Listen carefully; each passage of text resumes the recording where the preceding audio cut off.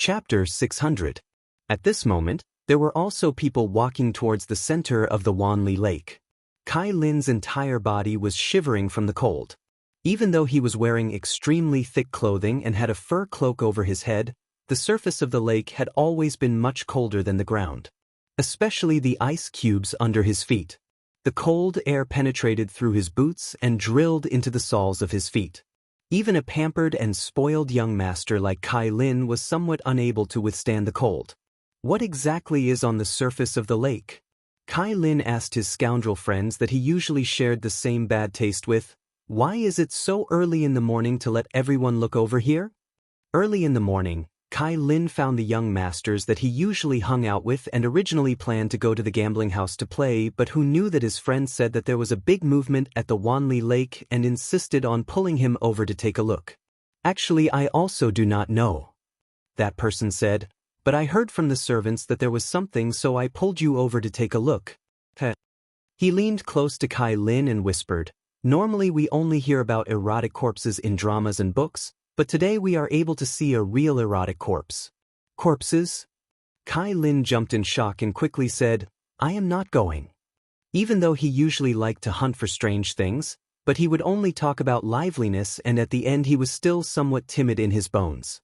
Even though he used to be known as a little overlord, his temper was destroyed by Shen Miao during the academy examinations 2 years ago, and now he seemed to know his place. That friend did not spare him and said, since we have already walked all the way here, just go and take a look. Just take a look. What are you afraid of? Kai Lin could not stand being agitated by others and immediately said, why would I be afraid? I will go and take a look with you now. I want to see what is it that is worth you to be so excited. Both of them had already walked more than half the way, and now they were very close to the center of the lake. When they walked to the center, there were already a lot of people pointing at them. His friend pulled Kai Lin aside from the crowd and squeezed to the front before pointing to the thing in the middle. Quickly look. It is this. Kai Lin raised his eyes and looked up. The winters in the Ding capital were cold, especially in recent times. If a bucket of water was placed outside the courtyard, it would, needless to say, turn into a bucket of ice the next day. As long as something was wet, such as a tree branch or a roof, it would be covered in ice after a night. And in the middle of the Wanli Lake, there were 3 standing ice sculptures. It wasn't accurate to call them ice sculptures. The 3 human-shaped ice blocks could clearly see the human figures on the transparent ice surface. It was also because of this that one could clearly understand that they weren't sculptures meticulously crafted by skilled craftsmen. Instead, they were real, living people. Or rather, they were people who had been frozen to death and turned into ice sculptures before they died. The most amazing thing was the postures of these 3 people. The one in the middle was obviously a woman. Her clothes were lightly undone, revealing more than half of her snow-white body. The man beside her was reaching out to take off her doo-doo, while the man behind her was supporting the woman's waist from behind. The woman raised her head and leaned against the man's back. Even though her expression was somewhat stiff, this ecstatic action was like a living spring scene, making one's imagination run wild. And the people who surrounded the layers of ice sculptures were mostly men. There were commoners and also rich young masters. Perhaps some were there for novelty hunting, and some had the thought that it would be a waste not to look. Even if it was a corpse, it was still a beautiful woman. Moreover, the ice sculptures were so lifelike that it did not make one feel horrified. Instead, it made one feel that there was an alluring atmosphere coming from the inside out. But the truth was ignored by others. Chapter 601. People would always place all their attention on the things that they were interested in, and the males would delightedly talk about where did this living spring scene come from, or where did they find such a dissolute female, but no one thought about what kind of case this was. 3 people were frozen to death, and it should have been a very terrible thing. Kai Lin stared at the 3 ice sculptures. He was originally somewhat afraid of corpses. But these ice sculptures did not make one feel that it was scary, but instead had a vulgar taste of the marketplace, so he looked at it. The friend beside him said, this female's birth is rather good-looking. You see, how would an ordinary family be able to raise such a beauty, and even have such an alluring posture? The words were as if one was commenting on a new young lady from a brothel. Kai Lin echoed his friend's words as he carefully stared at that female's ice sculpture. Even though there was a thin layer of ice on the surface, one could vaguely see the female's facial features. The facial features were very delicate and even somewhat familiar. Familiar? Kai Lin asked. I feel that this young lady is somewhat familiar. Think if it is a young lady from a brothel that we have seen before? That friend carefully sized it up before shaking his head. Impossible. I have been to the brothel in the Ding capital, and have seen the young ladies before, but have never seen this one before. He casually said, seeing that the doo-doo that one wears is inlaid with gold, perhaps she is a high-ranking official or noble from the palace. He said it unintentionally, but Kai Lin was suddenly startled. Born from the palace? He looked up at that female, and what appeared in front of him was a certain palace banquet, a young and arrogant female wearing a thin golden dress. That somewhat domineering face gradually overlapped with the stiff face in front of him, and finally became a person. Princess Mingyan. Kai Lin cried out involuntarily. What? The friend was startled for a moment. This friend was only from a wealthy merchant background, and normally would not have the opportunity to come into contact with the high-ranking officials and noble people in the palace, thus he did not understand what Kai Lin was talking about. Kai Lin's expression instantly changed. He finally understood why he felt that this female corpse was somewhat familiar. Previously at the Ming Qi's tribute banquet, because he paid attention to Shen Miao, and competed with Shen Miao in archery, he had also paid attention to Princess Mingyan. At that time Kai Lin felt that he was in the same boat as Princess Mingyan. And who else could it be if it was not Princess Mingyan? Who else could it be in the ice sculpture that posed in an erotic posture with the two males? Even though Kai Lin's words were not echoed by his friends, the surrounding people with sharp ears heard it and asked him one after another, the Princess Mingyan that you are talking about, is it that Princess Mingyan from the Qin country? Really? The woman inside is Princess Mingyan? How could a princess of a country be like this? It must be fake. Now that you mention it, this woman really does look like a princess. The uproar on the Wanli Lake in the Ding capital, Princess Mingyan and the two males in an extremely erotic position was talked about by the common people of Mingqi, and it quickly spread to the palace. Naturally, it also spread to the Shen mansion. Because Shen Miao spoke with Xie Jingxing in the middle of the night, she could not fall asleep and only fell asleep when the sky was slightly bright, so she lazily got up. Jing Zhenguyu saw that Shen Miao was sleeping soundly and did not dare to disturb her. When Shen Miao woke up to eat breakfast, it was already very late. She was drinking the porridge that was made in the kitchen and thinking about Xie Jingxing's words last night when she saw Luo Tan rushing in from outside. These days Luo Tan's injuries were much better under Gao Yang's treatment. Even though Gao Yang kept emphasizing that Luo Tan should recuperate well, but how could Luo Tan have a calm temperament and still did what she should do? Sometimes it almost made one suspect if the person who almost lost her life a few days ago was her. Biao youngest sister. Biao youngest sister. Luo Tan rushed in and sat opposite Shen Miao. Shen Miao did not even lift her eyes and just ate the porridge in her mouth. These days Shen Exen did not allow Luo Tan and Shen Miao to go out, so that they would not meet with bad people like the last time. Thus Luo Tan had to stay in the residence and was strangely bored all day long. Every time Shen Miao met Luo Tan, it was as if Luo Tan was the younger sister, thus she was much more tolerant. Biao youngest sister, do not eat first. Listen to me about a big matter. Luo Tan sat upright. Shen Miao was helpless and put down the spoon in her hands. What is it now? Princess Mingyan is dead. Luo Tan said, early in the morning, her body was found on the Wanli Lake with two males. Doing that kind of thing. But one do not know why she was frozen into ice. Now the entire capital is talking about this matter. Chapter 602. Princess Mingyan was dead. Shen Miao was startled for a moment. Luo Tan said it over and over again and it was not clear, but Shen Miao understood most of it. There was no doubt that Princess Mingyan's death was Xie Jingxing's doing. As for the two males that were mentioned, Shen Miao almost immediately thought of the Xie brothers. As she thought about it, she could not help but gasp. One had to say that Xie Jingxing was indeed a vicious and merciless person. If Princess Ming'an was killed normally, then there would not be any problem. But to place Princess Ming'an and the Xie brothers together in such an erotic way, the focus of the public was not on the fact that she was killed, but the personal relationship between Princess Ming'an and the Xie brothers.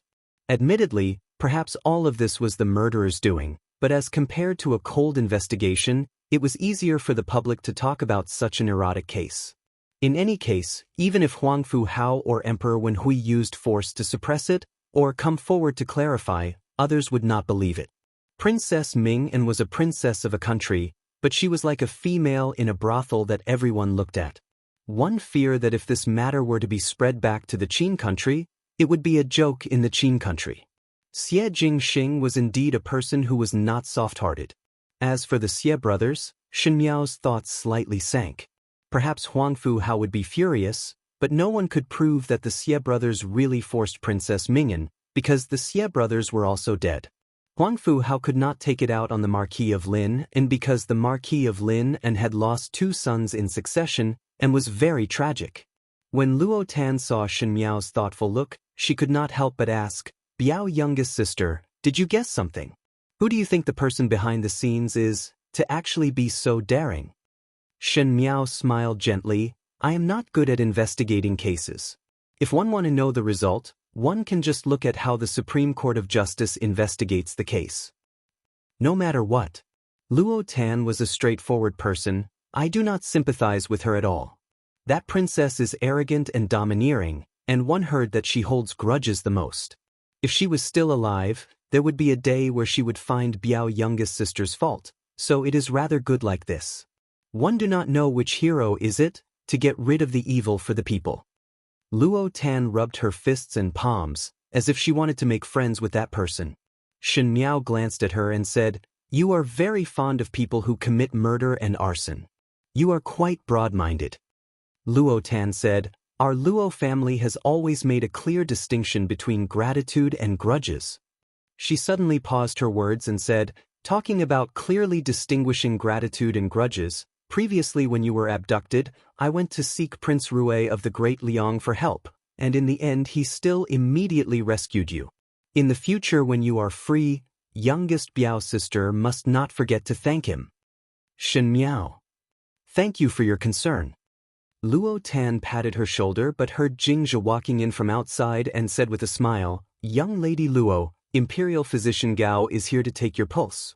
Luo Tan's face instantly changed and she immediately stood up and said to Shen Miao, "That Biao youngest sister, I will leave first. Think again about Princess Ming'an's matter today. If there is any result, tell me about it. I really want to find that brother." Finishing, she was like a mouse that saw a cat as she lifted her skirt and ran away. Shen Miao looked at Luo Tan's back and sighed as her gaze gradually sank. For Xie Jingxing to make such a big movement, naturally it was to vindicate one's resentment. However, she was after all a princess of a country, and this matter involved many people, so would it really pass by peacefully? Shen Miao did not think so. The matter of Princess Ming'an and the Xie brothers being turned into ice sculptures in the Ding capital quickly spread throughout the entire Ding capital. The people from the Yamen quickly drove away the commoners around the Wanli Lake and released the 3 of them. When Huangfu Hao saw Princess Ming'an's corpse, he flew into a rage as expected, and even Emperor Wen Hui could not withstand his anger. Chapter 603. Huangfu Hao's face was so gloomy that water could drip out. He sneered, "In His Majesty's territory, my Qin country's princess was actually insulted to death. Bengong cannot help but suspect Ming Qi's intentions. Perhaps this consort should quickly report this matter to Imperial Father and have him make a decision." Emperor Wen Hui pressed his forehead. Huangfu Hao's somewhat threatening words made him very unhappy, as if he did not put him, the Emperor of Ming Qi, in his eyes. But this matter happened so suddenly that even Emperor Wen Hui himself did not know why such a thing would happen. The Marquis of Lin and Xie Ding also knelt down and said with tears flowing down his old face, "Begging your Majesty to investigate the matter thoroughly. Give justice to this old official's son." The civil and military officials in the throne room were all sighing. In the beginning, the residence of the Marquis of Lin and was filled with flowers, and the young Marquis of Lin and was so high-spirited that he could even find an excuse to not listen to the emperor's orders and finally married Ming-Chi's noble Princess Yuqing. But ever since the time of Princess Yuqing, the residence of the Marquis of Lin seemed to have lost its vitality and gradually declined. Princess Yuqing's flesh and blood Xie Jingxing was a rare talent but was also buried in the battlefield by the yellow sand. Previously Emperor Wenhui also planned to deal with the residence of the Marquis of Lin, but after seeing Xie Jingxing's death, the Marquis of Lin was almost tormented by himself, thus he gradually no longer paid attention to the residence of the Marquis of Lin. Now that the two remaining Shu sons of the Marquis of Lin had died so tragically, there was no successor for the huge residence of the Marquis of Lin, and in the future it would disappear in the torrent of Ming-Chi's history. Everyone couldn't help but feel sorrowful when they recalled the glory of the past and looked at the gloomy state they were in today. Huang Fu Hao secretly glanced at Xie Ding, a trace of malice in his eyes. No matter if the Xie brothers were the ones who were killed, or if they were put in such a position after death, there was no doubt that Princess Ming-En's innocence and dignity was destroyed because of the Xie brothers. Even though the people behind the scenes were hateful, but the Xie family could not be let off. When had the imperial family of the Qin country ever suffered such humiliation? Huang Fu Hao looked at Xie Ding and made up his mind. Emperor Wenhui had a headache and waved his hands to indicate everyone to be quiet before speaking in a deep voice. This matter is very bad. Someone committed such a heinous crime under the feet of the Son of Sun. This is the most heinous crime. Zhen have already sent the people from the Supreme Court to investigate the case and will definitely catch the person behind the scenes and give everyone an explanation. Although he said so, Huang Fu Hao was not very happy. He cupped his hands and said, "Since the Princess of Qin is in trouble, I hope your Majesty will agree to let the people of Qin investigate this matter. Else in the future when one return and Imperial Father ask, Imperial Father would not be able." His words actually showed that he did not believe that the Ming-Chi would investigate the matter thoroughly. Emperor Wenhui suppressed the anger in his heart and said, "Since that is the case, Zhen approve." Ming said, Ming said, "Wen Yi Hao Qing, he. But the Marquis of Lin was after all an aristocratic family of Ming-Chi, and when he met with this misfortune, everyone came forward to comfort him. Amidst the comforting crowd, someone walked past Huang Fu Hao and warmly said, "Crown Prince, please restrain your grief." This person was Prince Ding Fu Xiuyi. Huang Fu Hao was in a state of anger, and when he saw Fu Xiuyi, his expression did not turn for the better as he cupped his hands and was about to leave. But he heard Fu Xiuyi speaking softly from behind. Regarding the matter of the princess being killed, this one also have some thoughts. One do not know if the crown prince is willing to hear it. Huang Fu Hao was surprised for a moment. At this moment the officials were busy comforting the Marquis of Lin, and they happened to walk to the corner, so no one saw the actions between the two of them. Huang Fu Hao sneered and asked, "Could it be that Prince Ding has any brilliant ideas?" One only found something strange. Fu Xiuyi smiled without much care. If the crown prince is interested, this one is willing to explore with the crown prince when there is free time. Chapter 604. Huang Fu Hao turned his head back and Fu Xiuyi smiled before turning to leave. Huang Fu Hao stood at the same spot for a while before turning back to look at Xie Ding, who was surrounded by everyone. With a sneer, he strode away. The people who were investigating Princess Ming-En's case moved quickly because it involved the princess of the Qin country. Thus the people from the Supreme Court did not dare to take it lightly. But one did not know why this time there was not a single trace left behind. After checking the various scenes over and over, the conclusion was that Princess Ming-En and the Xie brothers had an affair. It was just that this result naturally could not be shown to Emperor Wenhui, otherwise not to mention Emperor Wenhui, one feared that the crown prince of the Qin country would be furious. The case seemed to have reached a deadlock. In the Shen mansion, Shen Qiu entered Shen Miao's study and saw Shen Miao casually flipping through the biographies that were bought outside, so he sat down opposite her. Shen Miao glanced at Shen Qiu and saw that he was hesitating to speak, so she asked, "Eldest brother is looking at me, is there anything that you want to say?" "Younger sister." Shen Qiu hesitated for a moment, as if it was extremely difficult to speak and looked rather tangled.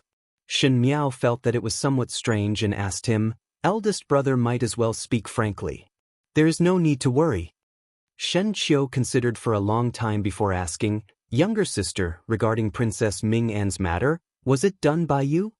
Shen Miao was slightly startled, as she did not think that Shen Qiu would think of her. But she quickly smiled. "Why would eldest brother say that? Princess Ming An and the two Xie brothers are things that I alone cannot do." Shen Qiu looked at Shen Miao and his gaze was somewhat complicated.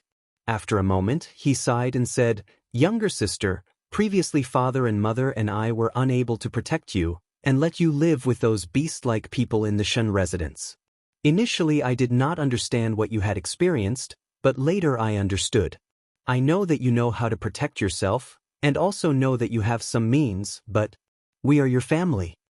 He said seriously and solemnly, "There are some matters that you do not need to solve by yourself. Tell father and mother. Even though we do not cover the sky with one hand, we can still do our best to protect you." Shen Miao's eyes drooped and put away the thousands of emotions in her heart before smiling. "Eldest brother, you are right. We are admittedly one family, but the matter with Princess Ming An was indeed not done by me. I don't have that much ability, and I don't have that much courage. Moreover," she retorted, "forget about Princess Ming An, what connection do I have with the Xie brothers?" Shen Qiu sighed and said, "You are still unwilling to tell me the truth." Shen Miao did not speak. Towards Shen Qiu, Shen Miao was actually revealing her own information to him bit by bit. If there was a day in the future when she really reached a point of no return, at least Shen Qiu would be able to understand why she would do these things earlier. However, not everything in this world could be done in one go. She couldn't tell him everything now. "Forget it. I just want to tell you that since I can guess that you're related to this matter, it doesn't mean that my parents don't know anything." Shen Qiu stared at Shen Miao with a serious expression. "One must know that Princess Ming An did not have any grudges with anyone in Mingqi, and if there were any, it would be with you alone. If we think this way, the Crown Prince of the Qin Kingdom will naturally think the same way. In fact, regardless of whether you have anything to do with this matter or not, there will always be people looking at you. Younger sister, you are now in a very dangerous situation." Shen Miao said, "But I have nothing to do with this matter, and even if they investigate, they would not be able to link it to me, right?" Actually, what Shen Qiu said, how could Shen Miao not have thought of it? Xie Jingxing could seal the mouths of the entire Ding capital, and let the people in the Ding capital not be able to find any clues, but what would Huangfu Hao think in his heart?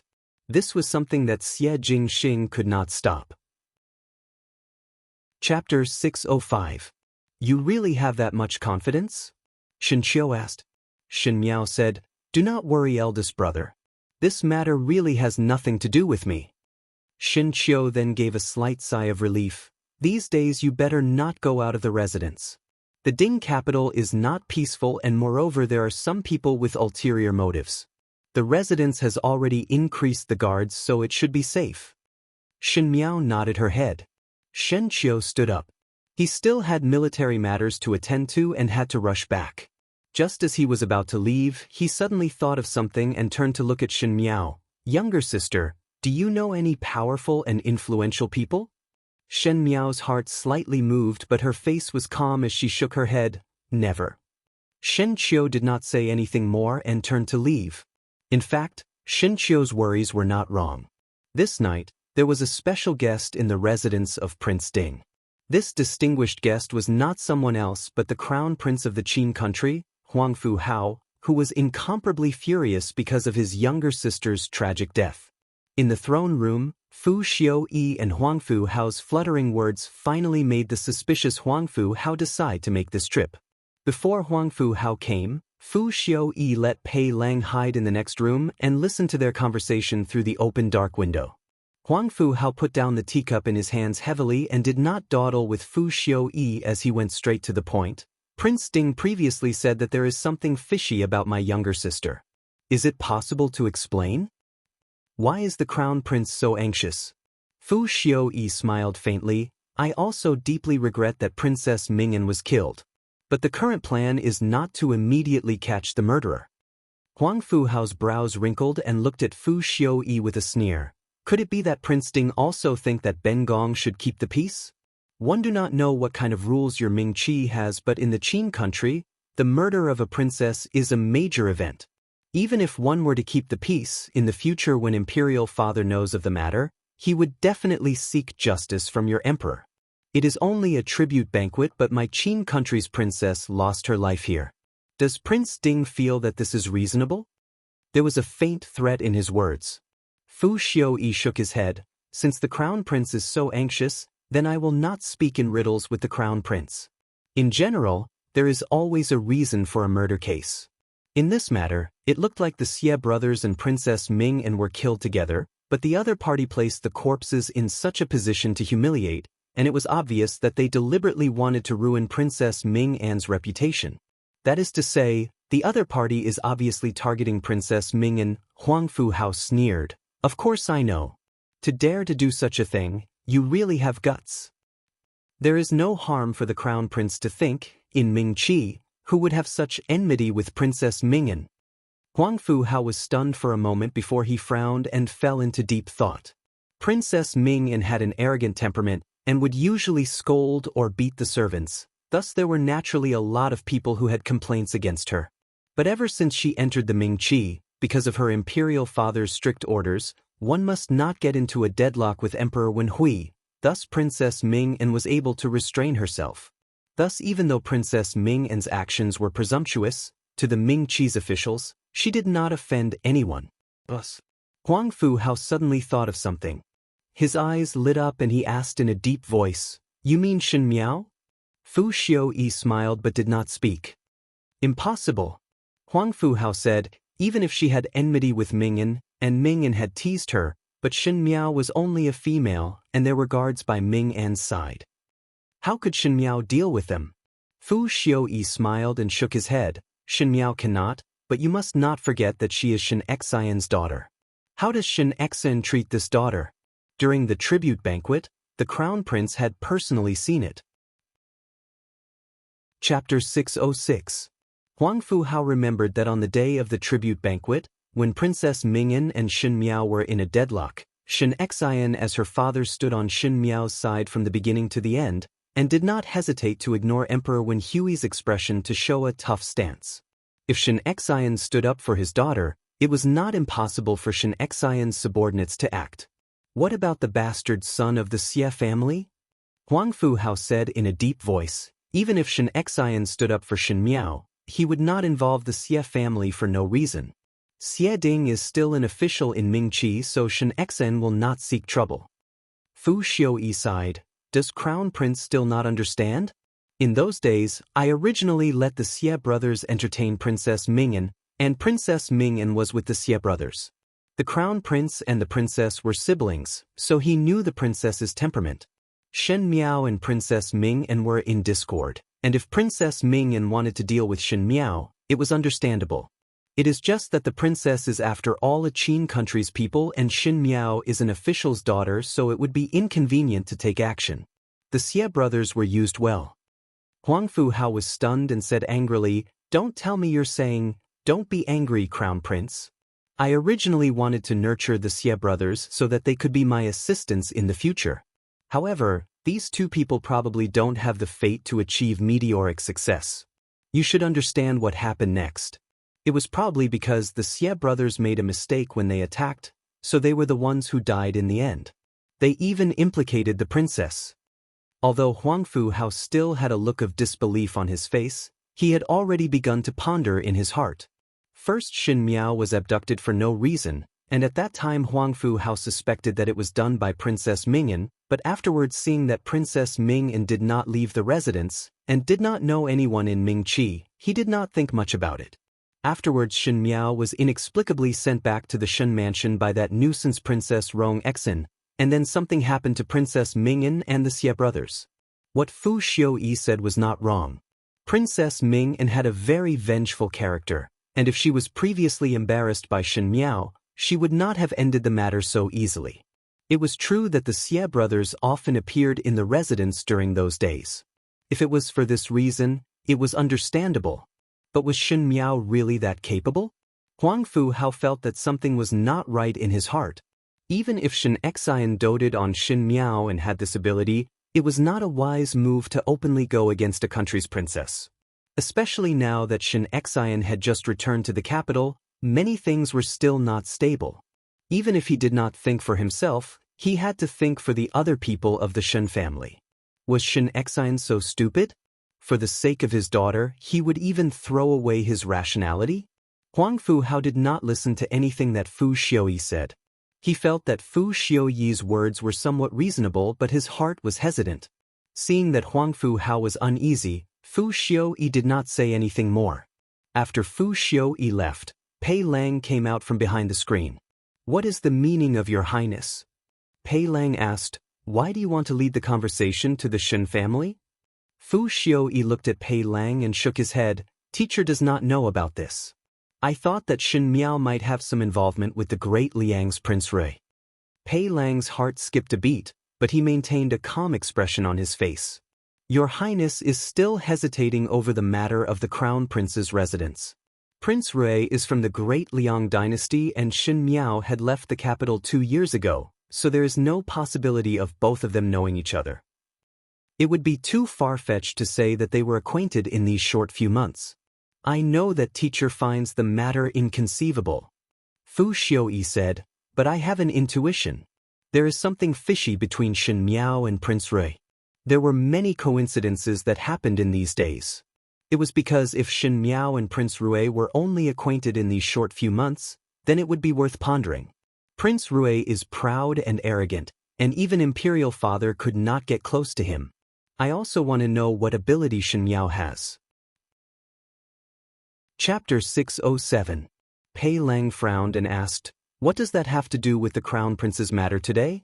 Fu Xiuyi smiled and looked at Pei Lang. "Teacher think that Shen Miao alone would not be able to do such a thing, and Shen Xian is not a hot-headed and impulsive person.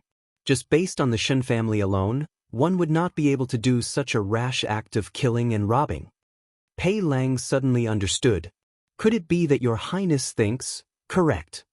Fu Xiuyi said, "I suspect that this matter is done by Prince Rui." Pei Lang did not speak anymore. Seeing Pei Lang's silence, Fu Xiuyi took the initiative to mention, "Prince Rui's actions are insolent and the great Liang has many talented people. Thinking about it, with Prince Rui's ability, killing a princess would be an easy matter. It is just that both of us know that Prince Rui and Princess Ming have no enmity, and have no connection with the Xie family, so it is impossible for him to find trouble for himself without any reason. But if it is because of Shen Miao, then everything makes sense." He smiled faintly. "Even though there is a saying in this world that one would fly into a rage for a beauty, but I do not think so. There must be some special relationship between Prince Rui and Shen Miao." "So your Highness had Crown Prince Qin make a move to lure the snake out of its hole?" Pei Lang asked. "Not bad," Fu Xiuyi said with a smile. "Huang Fu Hao is naturally suspicious, and even if he does not believe my words, he will have more suspicions in his heart, and one day he will make a move to probe. If Prince Rui is really involved with Shen Miao, he would definitely make a move. At that time, one would know the relationship between the both of them and then make other plans." Pei Lang asked, "If Prince Rui did not make a move, then what would happen?" "There is no harm," Fu Xiuyi said. "If Prince Rui did not take action, the Shen family had already gone overboard these days. It is a good thing for us to let Huang Fu Hao deal with the Shen family and suppress the Shen family's strength." "Your Highness has already decided to suppress the Shen family?" Pei Lang looked at him. "Since you can't be of use to me, I naturally won't leave behind any future troubles." Fu Xiuyi smiled warmly, but his tone was extremely cold. He turned to look at Pei Lang and said, "In the future, we will still need Mr. Empress to come up with a plan." Pei Lang repeatedly said that he did not dare. When Fu Xiuyi left, Pei Lang returned to his room and looked at the lights in front of him and could not help but sigh. 2 years ago Shen Miao let him lurk beside Fu Xiuyi to be an informant, and Pei Lang had no choice but to go. He himself also had some skills and was lucky enough to gain Fu Xiuyi's favor. Now Fu Xiuyi regarded Pei Lang as the #1 confidant. Just like today when he and Huang Fu Hao were playing the third flower secretly, Fu Xiaoyi did not deceive Pei Lang at all and instead trusted him. Perhaps this was really because Fu Xiaoyi did not guard against Pei Lang at all. Of course it could be because of Fu Xiaoyi's skill in controlling his subordinates. If a normal person saw their master treating them so generously, they would definitely have a more loyal heart. If Pei Lang was not Shen Miao's person, the more he interacted with Fu Xiaoyi, the more Pei Lang was amazed. Fu Xiaoyi was indeed a person who had the wisdom and the viciousness of a real man. Hiding a dagger in his smile or willing to be mediocre, he indeed had the means that an emperor should have. Pei Lang even felt that after a few more years or decades, the world would eventually fall into the hands of Fu Xiaoyi and Fu Xiaoyi would eventually become the master of the world. There was no other reason, but among the princes of Mingqi, there was no one more suitable than Fu Xiaoyi for this position. But Shen Miao purposely wanted to go against Fu Xiaoyi.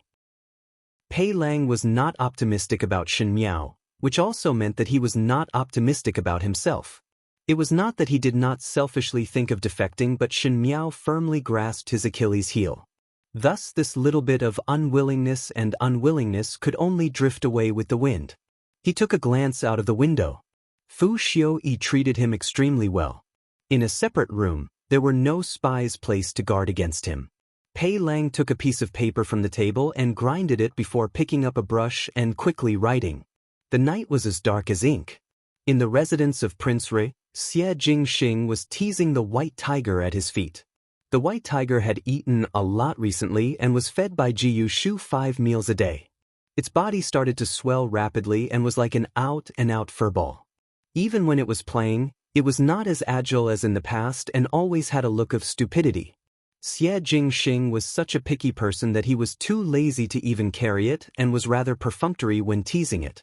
A male who looked like a guard walked in from outside and was much younger than Tai.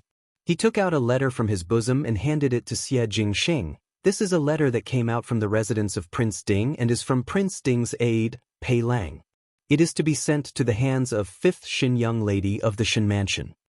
Xie Jingxing raised his eyebrows and took out the letter from the envelope. He quickly scanned through it, and when he saw the last line of words, his lips suddenly hooked up. In the night, his brows were as handsome as a painting and his purple gold robe was overflowing with color, as if he was a person in a painting wearing embroidered clothes. It was clearly a casual smile, but Nan Qi shivered slightly as he sensitively sensed that his master was unhappy again. The last line of words was, "Be sure to stay away from Prince Rui." Chapter 608. The matter of Princess Mingyan in the Ding capital had set off an uproar among the commoners, but the people from the Supreme Court of Justice were unable to find any results after a long time. Emperor Wenhui would get angry every few days and even implicated a number of officials, but there was a faint, unsettled result. The crown prince of the Qin country, Huangfu Hao, was naturally dissatisfied, but the people that he sent out did not find anything wrong. As time passed, the common people's enthusiasm for this matter gradually faded. After all, one had to eat and live, and one could not withstand the cold of winter even if one guarded an unsettled case. In the cold winter days of the Ding capital, there was a big matter in the Shen residence. Shen Yu was engaged and would soon be married off. The family that Shen Yu was talking about was the Minister of Land, the Wang family that Shen Wan and Chen Roqiu favored. The Wang family only had 2 sons and the younger son was not even 10 years old. The eldest son was Wang Bai, the person who was engaged to Shen Yu.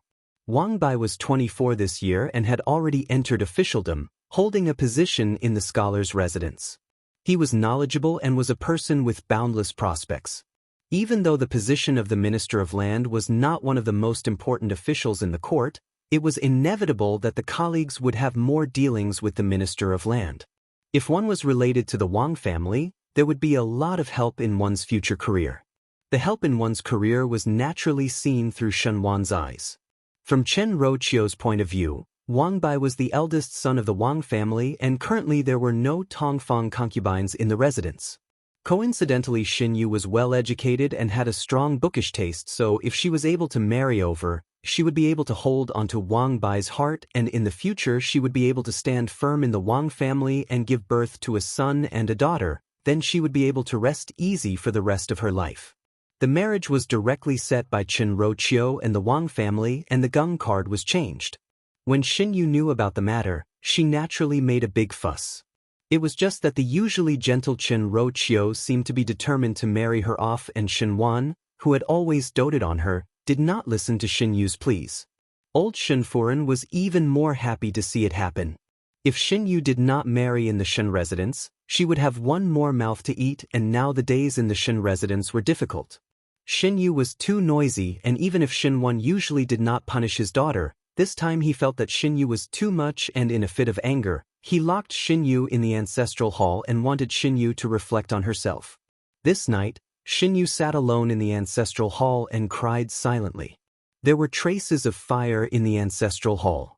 It was ironic to say that the last time Shen Miao was locked up in this ancestral hall, Ren Wanyun attempted to make Shen Miao marry and take the opportunity to exchange marriage with Shen Qing, who knew that there was a fire midway, and coincidentally Shen Exen left the capital at that time, thus Shen Miao escaped a calamity. Shen Yu looked at the tightly closed doors of the ancestral hall. It seemed that from that time onwards, everything went smoothly for Shen Miao. Because Shen Xin and wife and Shen Qiu were behind Shen Miao to support her, Shen Miao was unscrupulous in whatever she did. Shen Yu believed that if there was a day that Shen Miao wanted to marry Fu Xiuyi, Shen Xin and wife would not be like Chen Roqiu and Shen Wan to stop it. And Shen Miao indeed admired Fu Xiuyi in the past, and if there was a day that Shen Miao's old love was rekindled and the current Shen Xin made a comeback with power in his hands, would Fu Xiuyi reject? Moreover, Shen Miao was no longer the idiot that was ridiculed by the entire capital 2 years ago. Once she thought that Shen Miao might be together with Fu Xiuyi, Shen Yu's heart was particularly uncomfortable. She unwillingly thought, why did Shen Miao not burn to death during the fire in the ancestral hall? Just as she was thinking, she heard the sound of the doorknob moving outside. Shen Yu thought that it was Chen Roqiu who sent someone to deliver food to her and said in a fit of pique, I do not want anything. Go out. That sound continued, and Shen Yu angrily said, ask you to scram. Chapter 609. The door creaked open and a head popped out. It was Xin Dongling. The moment she saw Xin Dongling, Shen Yu was also surprised for a moment. Xin Dongling looked outside and suddenly closed the door and walked to Shen Yu. After thinking for a while, she also sat down on the floor and handed the basket in her hands to Shen Yu before softly saying, the old woman guarding outside had gone to drink and I sneaked in. Knowing that you had not eaten for a day, I was afraid that you would be hungry, so I sent you something to eat. Second sister, you must lower your voice. Shen Yu was startled for a moment and saw that Xin Dongling had already opened the bamboo basket and took out stacks and stacks of snacks. Even if Shen Yu was only perfunctory towards Xin Dongling on normal days, there was a trace of being touched now. Thinking that she had not eaten for a day and Chen Roqiu and Shen Wan did not care about it, but this Shu younger sister whom she did not have a deep relationship with was concerned, her expression towards Xin Dongling became warmer. However, he couldn't eat those pastries no matter what. She said, don't waste your energy, I really can't eat anymore. Shen Dongling looked at her. Why is second sister not willing to marry young Master Wang? Wang Gongzi is a good person and I heard that his family background is good. If second sister goes there, she will be the mistress of the family. Is it because you don't want to leave the Shen family? Shen Yu glanced at Shen Dongling. Most likely Shen Dongling stayed in the residence and did not go out much. She was obviously around the same age as Shen Yu, but her face had the innocence of a child. Shen Yu's heart was despising and envious at the same time, despising Shen Dongling for being a frog in the well and not knowing that there was always someone better than her in the heavens. Just one Wang Bai was able to move her, and on the other hand she was envious of Shen Dongling's pure mind, which was more relaxed and happy. Seeing Shen Dongling's appearance, Shen Yu suddenly had the urge to spit it out. She smiled bitterly and said, what does it have to do with me whether he is a good person or not? After all, he is not that person in my heart. Shen Dongling thought for a while and suddenly said, could it be? Second sister already has someone in your heart? So what if I am? So what if I'm not? Shen Yu smiled bitterly. Who asked me to be born in the Shen family and do not even have the right to choose my future husband? Father and mother only cared about their own careers and didn't care about what I thought. Sometimes I feel that I might as well be dead. Shen Dongling jumped in fright and hurriedly waved her hands, saying, Second Jie, don't think like that. You have to know that in this world, death is the cheapest, but there's nothing left after death. Why don't Jie change your way of thinking? You should know that the Wang family is not a bad family. Third uncle and third aunt will not harm you. Perhaps that young Master Wang is also the ideal man in many girls' hearts. Perhaps many girls are envious of second older sister's luck. Take me for example, if I could marry into the Wang family, my aunt would probably go to the temple every day to thank Bodhisattva for granting me such a good marriage. Xin Yu shook her head and smiled as she felt that Shen Dongling was somewhat stupid. She and Shen Dongling could not be reasoned with. Especially when he saw Shen Dongling's envious expression, he felt that Shen Dongling was even more inferior. Thinking about it, as a concubine's daughter, it was already good enough to be the legal wife, not to mention the legal wife of the minister-counselor. Shen Dongling saw that Xin Yu was still depressed and her brows turned. When the car arrives at the mountain, there will always be a way. Second older sister need not be sad and troubled over this matter. It is not worth it to tire out one's body. Just like fifth younger sister at that time. At that time when fifth younger sister was engaged, one heard that fifth younger sister also made a fuss, and seeing that there was no room to turn things around, who knew that eldest Bo and eldest Shen would return and fifth younger sister would naturally be fine. Shen Dongling's words were somewhat muddled, but Xin Yu's heart moved when she heard it. At that time Shen Miao was about to be married, but because Shen Xian and wife returned to the capital, she escaped a calamity. At that time Xin Yu was also eavesdropping on Chen Rochio's conversation with the servants and knew that Ren Yun had the idea of exchanging marriage for Shen Qing and Shen Miao. Chapter 610. Since Shen Qing and Shen Miao could exchange marriage, then why could she not? Shen Yu's heart became excited and a thought from a long time ago gradually surfaced in her mind. Her gaze turned to Shen Dongling, who was beside her. As for the candidate, wasn't there a ready-made one in front of her? Shen Dongling was a Shu daughter, and Shen Dongling felt that the gentleman of the Wang family was very good. Shen Dongling's character was weak and easily deceived.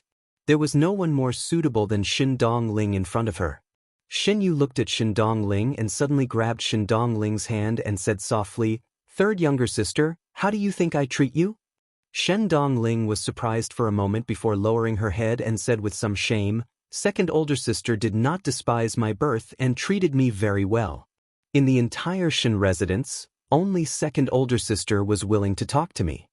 Shen Yu had always put on a noble and generous appearance, and even if she looked down on Shen Dongling in her heart, she would not show it at all on her face. Instead, she looked like she treated Shen Dongling well. Especially after the last time, Shen Yu would look for Shen Dongling every 3 to 5 days to talk. From an outsider's point of view, the relationship between these two was not bad. Hearing that, Shen Yu smiled and said, Then third younger sister, now that I am in trouble, are you willing to help me with something? Shen Dongling smiled without any scheming. No problem. As long as I can do it, I will definitely do my best for second older sister. Shen Yu smiled. Hearing your words, I am relieved. She held Shen Dongling's hand tighter. Can you help me marry to Wang Bai? Upon hearing these words, Shen Dongling was stunned.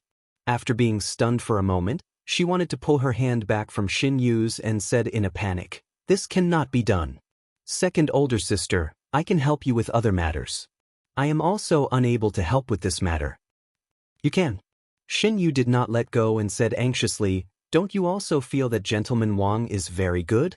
Didn't you say that if you were to get this marriage, your Yin-Yang would also be happy for it? Third younger sister, I beg you. Be that as it may. Shen Dongling kept retreating, but this is too risky. If it is discovered, I will be beaten to death, and second older sister, you will also be punished. This is too risky. Second sister, you don't have to take such a big risk. Why can't you marry young Master Wang? Shen Yu looked at Shen Dongling and 2 lines of tears immediately flowed down. She was born to be gentle and delicate, so her tears actually made people feel a little sad. And Xin Yu's voice was filled with despair as she said, Third younger sister, A is honey and B is arsenic. To you it is a good marriage, but to me it is not. I already have someone I like, and I've decided that I won't marry anyone else but him. If I can't marry him and have to marry someone else, it will be a dead end for me. I will definitely end my own life on that day. Shen Yu looked at Shen Dongling for a while and suddenly stood up and knelt down towards Shen Dongling with a plop sound. She said, "If you do not agree, then it means to end my life. Third younger sister, on the account that we are sisters and on the account that only I treat you well in the entire Shen residence, I beg you to save my life." The moment Shen Dongling saw Shen Yu kneeling down, she was stunned, and upon hearing Shen Yu's words, she was so flustered that she did not know what to do. She pulled Shen Yu up and said, "Second older sister, don't be like this. Don't scare me." Shen Yu pulled Shen Dongling's hands. "Third younger sister, second older sister will beg you this time. Could it be that you want to see me become a skeleton this time?" Shen Dongling bit her lips as she looked at her. Shen Yu's hair was disheveled and her eyes were hazy with tears. She was really forced to a desperate situation, and under her helplessness, she could only reluctantly nod her head and said, "I promise you. Second older sister, get up first." Chapter 611. Shen Yu's eyes brightened as she rushed up to hug Shen Dongling and hurriedly thanked her, as if she was really grateful to the bones. However, with her back facing Shen Dongling, there was a somewhat proud smile on her face. "It is just that, second older sister, it is better to discuss this matter at length." Shen Dongling said, "After all, the matter of exchanging the marriage is not a small matter, and once the matter is exposed, we will not be able to gain any benefits. Moreover, third Shu and third Shen will definitely see it, thus it is better to discuss it in detail." Shen Yu let go of Shen Dongling and said excitedly, "That is natural." She looked at Shen Dongling, held Shen Dongling's hand and said, "Don't worry, third sister. Since you did this for me, I will definitely explain it clearly. I forced you to do this. I won't let father and mother blame you. I won't let you be implicated in the slightest." Shen Dongling smiled. "I believe in second older sister." The night was as dark as ink, and when Shen Dongling returned to her own bedroom in Kai Yun Yuan, Wan Yinyang was already asleep. Shen Dongling sneaked out behind Wan Yinyang's back, and Wan Yinyang thought that Shen Dongling had already rested. Shen Dongling's maid, Xinghua, asked, "Young lady really want to help second young lady marry?" "Marry? Why not marry?" Shen Dongling looked at Xinghua as she closed the door and sat on the couch. She picked up the teacup in front of her and leisurely took a sip before revealing a completely different smile. She said, "The Wang family is an official family, and Wang Bai's future official career is boundless and the inner courtyard is peaceful. Based on my background, it is impossible for me to marry into the Wang family in this lifetime. Since there is such an opportunity, one would be a fool not to grasp it firmly." "In that case," Xinghua smiled, "second young lady can be considered to have done a good deed." "Good deed?" Shen Dongling's smile was somewhat sarcastic. "Could it be that you think that in this Shen residence, there is really someone who is as kind as a fairy?" The maid was surprised for a moment and was somewhat puzzled. "Young lady's meaning is, I will spare no effort to help her, but you need to know that once the exchange of marriage is exposed, the first thing that Shen Yu would do is to splash the dirty water onto me. It must be me who thought of ways to snatch her marriage, and she, Shen Yu, would feel wronged. Even if the second branch knew the reason, in order to prevent the Wang clan from becoming enemies with them, they would still blame me." "As for old foreign," Shen Dongling sneered, "a Shu daughter is naturally not as important as a D daughter in her eyes. No matter what, I'm the one to be sacrificed." A look of disbelief rose on Xinghua's face as she said, "But previously second young lady said that she will clarify for young lady and will not let young lady bear the blame for nothing. Is Shen Yu such a kind-hearted person?" Shen Dongling shook her head and smiled. "Everyone in this residence is selfish. What makes you think that Shen Yu is such a selfless person? If she was really so selfless, she wouldn't have asked me to marry someone for her." "Since that is the case," Xinghua asked, "does young lady still want to substitute in marriage? What should we do if all the dirty water is poured onto Miss?" Shen Dongling smiled indifferently. "Don't worry, since I can marry her, I must have made full preparations. Xinghua, you must remember that everyone in this Shin residence are all jackals, wolves, tigers and leopards. If one wants to do something, it is better to do it yourself than to beg others. Just like fifth younger sister, she has done very well. So once there is a chance to leave the Shin residence, I will not be reluctant. Xinghua nodded her head as if she understood something and suddenly thought of something before asking, "Do you want to tell Yin Yang about this matter?" "No need." Shen Dongling flatly refused. "Yin Yang is timid and will definitely not agree to me marrying Xinyu. After the matter is done, then explain it to her." Chapter 612. Only then did Xinghua withdraw. Coincidentally, in the Shen residence's Chiu Shui Yuan, there were also people talking about Xinyu's marriage. Yuer had not eaten for the entire day and her body cannot take it. The one who spoke was Shenwan. He also doted on Xinyu for so many years, and if it was not for Xinyu always thinking about people that she should not think about, Shenwan would not have punished her like this. She would not eat the things that I sent people to send over. Chen Roqiu sighed. Thus let third older sister send it over to her. Most likely she has eaten it now. Third older sister? Shenwan frowned. When did Yuer get so close with her? In Shenwan's eyes, Shindongling was after all a Shu daughter, and it was a loss of status for Xinyu to be on good terms with Shindongling, thus he was not very happy when he heard it. Chen Roqiu smiled. It got better a few days ago. Originally there was eldest sister who talked to Yuera in the residence, but after that eldest sister passed away, there are no other sisters in the residence. Yuera is rather lonely on normal days, and I see that third older sister is an honest one. Yuera like her, then let them play together. It is not worth anything. Shenwan did not speak anymore and only heard Chen Roqiu speaking again. It is just that I am worried that if Yuera continues to make a fuss like this, what if she still makes a fuss on the day of marriage? Just lock her up for a few days. You are her mother and at that time speak some soft words to Yuera. Shenwan said, if it really cannot be done and if she still makes a fuss on the day of marriage, then think of something. Chen Roqiu's heart jumped when she heard it. Shenwan had always been gentle in front of her and there was rarely a time when he was this tough. Chen Roqiu was after all a female and could hear a trace of impatience in Shenwan's words. She thought of the matter of old Shen Furen frequently bringing in concubines for Shenwan and felt somewhat uneasy. She then hugged Shenwan's waist from behind and said, after Yuera gets married, Master and this concubine can relax for a few days. These days it seems that Master is not happy with the official matters and did not speak to this concubine at all, making this concubine feel uneasy. Even though Chen Roqiu was not young, but because she had taken good care of herself and understood what a man was thinking in his heart, Shenwan usually fell for it when she acted coquettishly. Who knew that today? Shenwan only patted her hand and said with a smile, let's wait until Yuer's marriage is over. In the end, his tone was a little perfunctory.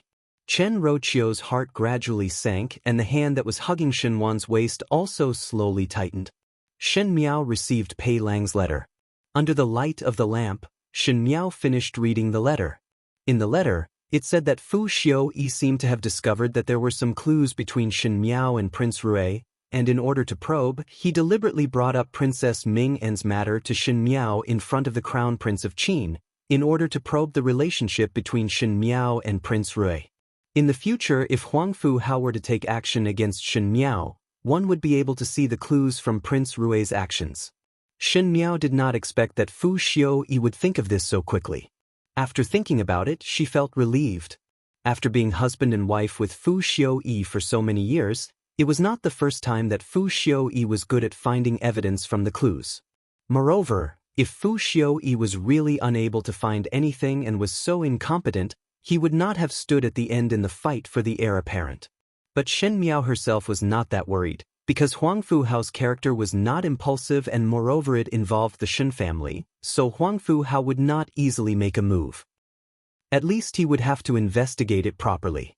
At the end of the letter, it said that if Shen Miao really had a friendship with Prince Rue of the Great Liang, and if she encountered any trouble, she could seek help from Prince Rue of the Great Liang. There were many capable people under Prince Rue of the Great Liang, and there would be less trouble when doing things. Shen Miao felt that the last paragraph was somewhat inexplicable. There was no connection between Pei Lang and Xie Jingxing, and the most important thing was that with Pei Lang's cautious character, it was somewhat strange for him to say that he would seek help from others. But this was indeed Pei Lang's letter without a doubt. Shen Miao thought about it and could not think of anything else, so she did not take these words seriously. She threw the letter into the fire of the stove, and when the fire licked the letter, it instantly turned into ashes. Chapter 613. There was a large red wooden scroll on the table. That was an invitation sent from the Shen residence. Xin Yu was going to marry the young master of the Minister of Land, Wang Bai. One did not know what the people of the Shen residence were thinking that they would send this invitation to the Shen mansion. Shen Xian and Luo Shuiyan only took a look and did not bother about it, so naturally Shen Miao would not take the initiative to go over. But Shen Miao did not think that Xin Yu would eventually marry Wang Bai. In the previous lifetime, Xin Yu's obsession with Fu Xiuyi was so deep that she did not hesitate to endure for so many years. In this lifetime, for Xin Yu to marry, how could Xin Yu be willing? As she was thinking, she heard someone knocking on the window. When she looked back, Xie Jingxing had already arrived uninvited. He lazily looked at the red scroll in Shen Miao's hands and raised his eyebrows. "You want to go?" It seemed that Xie Jingxing also knew about the marriage between Xin Yu and Wang Bai. It should not be fake. When Shen Roqiu and Shen Wan do things, they would definitely do a full set. In order to prove that their daughter was also very precious, there would definitely be a big banquet with Ming Qi's guests. In addition, the Minister of Land was acquainted with many officials, and many officials were on good terms with him, thus it was appropriate to send more red scrolls. Perhaps the entire Ding capital knew about it now. Not going. Shen Miao casually threw the red scroll on the table. Xie Jingxing seemed to have expected that she would say that, and his figure flashed and entered the room. Shen Miao sat down in front of the table and Xie Jingxing stood at the side with his arms crossed. Xin Yu is locked up in the ancestral hall and Shen Dongling just went over to take a look. Shen Miao looked at Xie Jingxing with some surprise and hesitated for a moment before asking, "You even went to the Shen residence?" Xie Jingxing was a dignified Prince Rue of the Great Liang. How could he do all these uninvited thief things? It was fine to frequently stroll around the Shen mansion, but to actually secretly peep at the movements of the people in the Shen residence. Xie Jingxing choked on Shen Miao's words. "Of course it was not me who went." Shen Miao understood that most likely it was Xie Jingxing who sent his subordinates, but she felt that it was somewhat strange in her heart. The people in the Shen residence did not have the slightest bit of relationship with Xie Jingxing, so why did Xie Jingxing let people monitor the movements in the Shen residence? Could it be for her? "Shen Yu's marriage, you are not happy?" Xie Jingxing asked. "The people in the Shen residence have nothing to do with me. Could it be that I should be happy for her?" Shen Miao said, "Moreover, whether the marriage is successful or not is another matter. What is there to be happy about?" Xie Jingxing's lips hooked up and sat opposite Shen Miao before looking at her. "You seem to understand it very well. You specially came over to tell me that Shen Dongling and Xin Yu are together, is it not to tell me about this matter?" Shen Miao smiled without a care. Shen Dongling and Xin Yu will eventually exchange marriage. Fortunately Xin Yu found Shen Dongling. One think that with Shen Dongling around, there would not be any mistakes in this marriage exchange.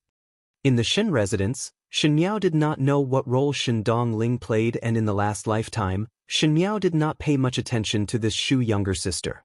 Ever since his rebirth, he had seen many things clearly. Shen Dongling was actually very similar to a person. Shen Dongling was very similar to Fu Xiuyi. They both had a kind of endurance skill. Shen Dongling had endured for so many years, and now when Shen Dongling was mentioned in the Shen residence, everyone would feel that she was a Shu daughter who had no special characteristics and her temperament seemed to be very good. Then it was such a person who was able to live till now safe and sound under Ren Wan Yun's checks and balances. From the looks of it, in the entire second household, it seemed that only Shen Dongling and Wan Yinyang were the winners. Shen Miao did not dare to underestimate such a person. Xie Jingxing smiled. "How do you know about the exchange of marriage?" "Because Xin Yu is not willing." Shen Miao said, "Xin Yu is not willing to marry Wang Bai, but unfortunately Chen Roqiu and Shen Wangung have already exchanged and the marriage was already set. For a person like Xin Yu, this is a forced marriage.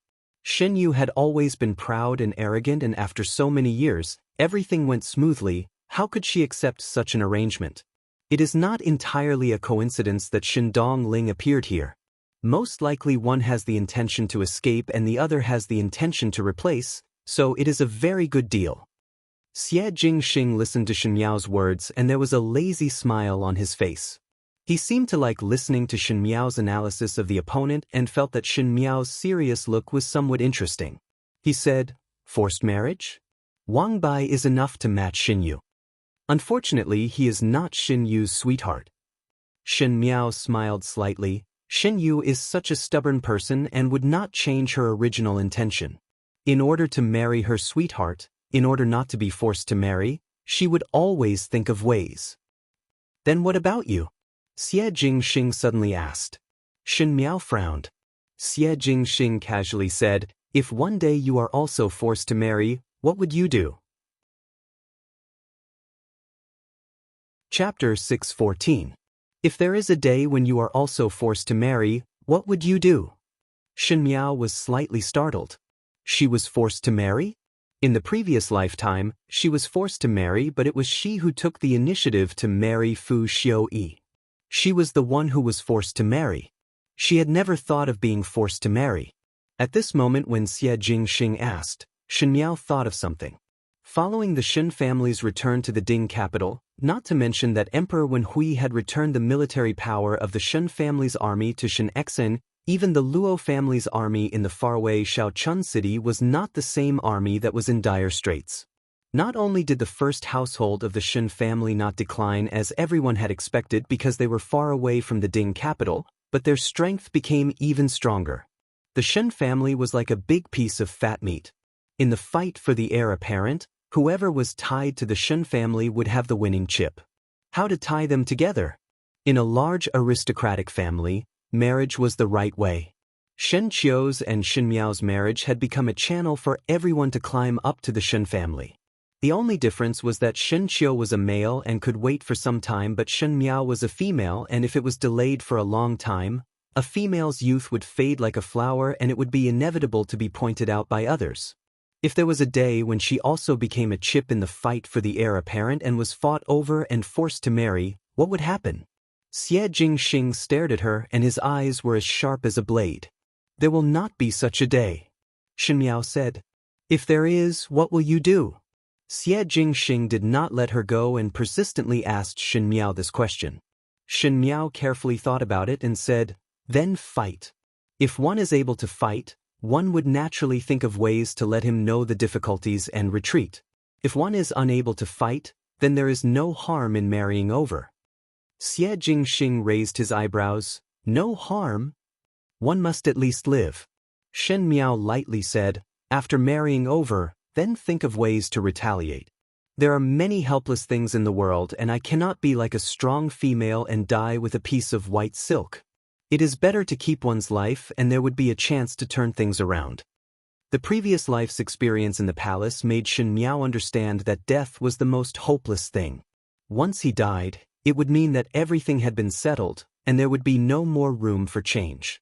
She often thought that if she did not die like that in the previous life, she would have fought with Mei Foran in the palace for another few decades and it would be unknown who would be the winner. Perhaps she would still lose, but perhaps she would also win. She would help the entire first household of the Shen family, and help Wan Yu and Fu Ming to get back this debt of life. In any case, life would not pass in vain. Xie Jingxing stared at Shen Miao. She was like a plant full of vitality, a weed that grew in the cold winter. Even in the harshest environment, she would never lose hope. Even if he was in the most disadvantageous position, he could still climb to the position he wanted little by little. Her purpose was clear, but it was also mysterious. She did not look like a 16-year-old girl. Xie Jingxing smiled faintly. "You are like the Shen family." Shen Miao did not speak and only heard Xie Jingxing speaking again. "I will make a trip out of the city these few days. Be careful yourself. If there are any problems, go to Feng Xian pawnshop to look for Ji Yushu. Gao Yang is my people, so you can trust him." Shen Miao was stunned for a moment. Because of the previous lifetime's experience, Shen Miao naturally knew that Gao Yang was Xie Jingxing's people, and could even be said to be Xie Jingxing's confidant. But even though she knew, Shen Miao had never revealed it. Even when Luo Tan was saved by Gao Yang that day, it was under Xie Jingxing's orders and Shen Miao only pretended not to know. She knew that some things had a bottom line. Even if Xie Jingxing did not have any enmity towards her, it did not mean that a person was willing to let another person know all the ins and outs. But now Xie Jingxing took the initiative to tell her that Gao Yang was his people. This was really treating Shen Miao as his own people. Chapter 6:15. Just because they were allies on the surface, they could treat each other with sincerity? What made Xie Jingxing think that she would not betray him? Shen Miao was thinking like this, but it was not noticed by Xie Jingxing as he said, "Huangfu Hao might find trouble with you. Things that you cannot solve yourself, just hand it over to Gao Yang." Shen Miao inexplicably had a strange feeling. This appearance. It was like a husband telling his wife to pay attention to something before leaving. Shen Miao jumped in shock at her own thoughts and said in a somewhat flustered manner, "Understood."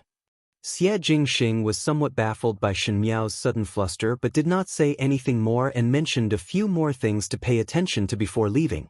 After Xie Jingxing left, Shen Miao sat under the lamp and inexplicably felt that her cheeks were somewhat hot.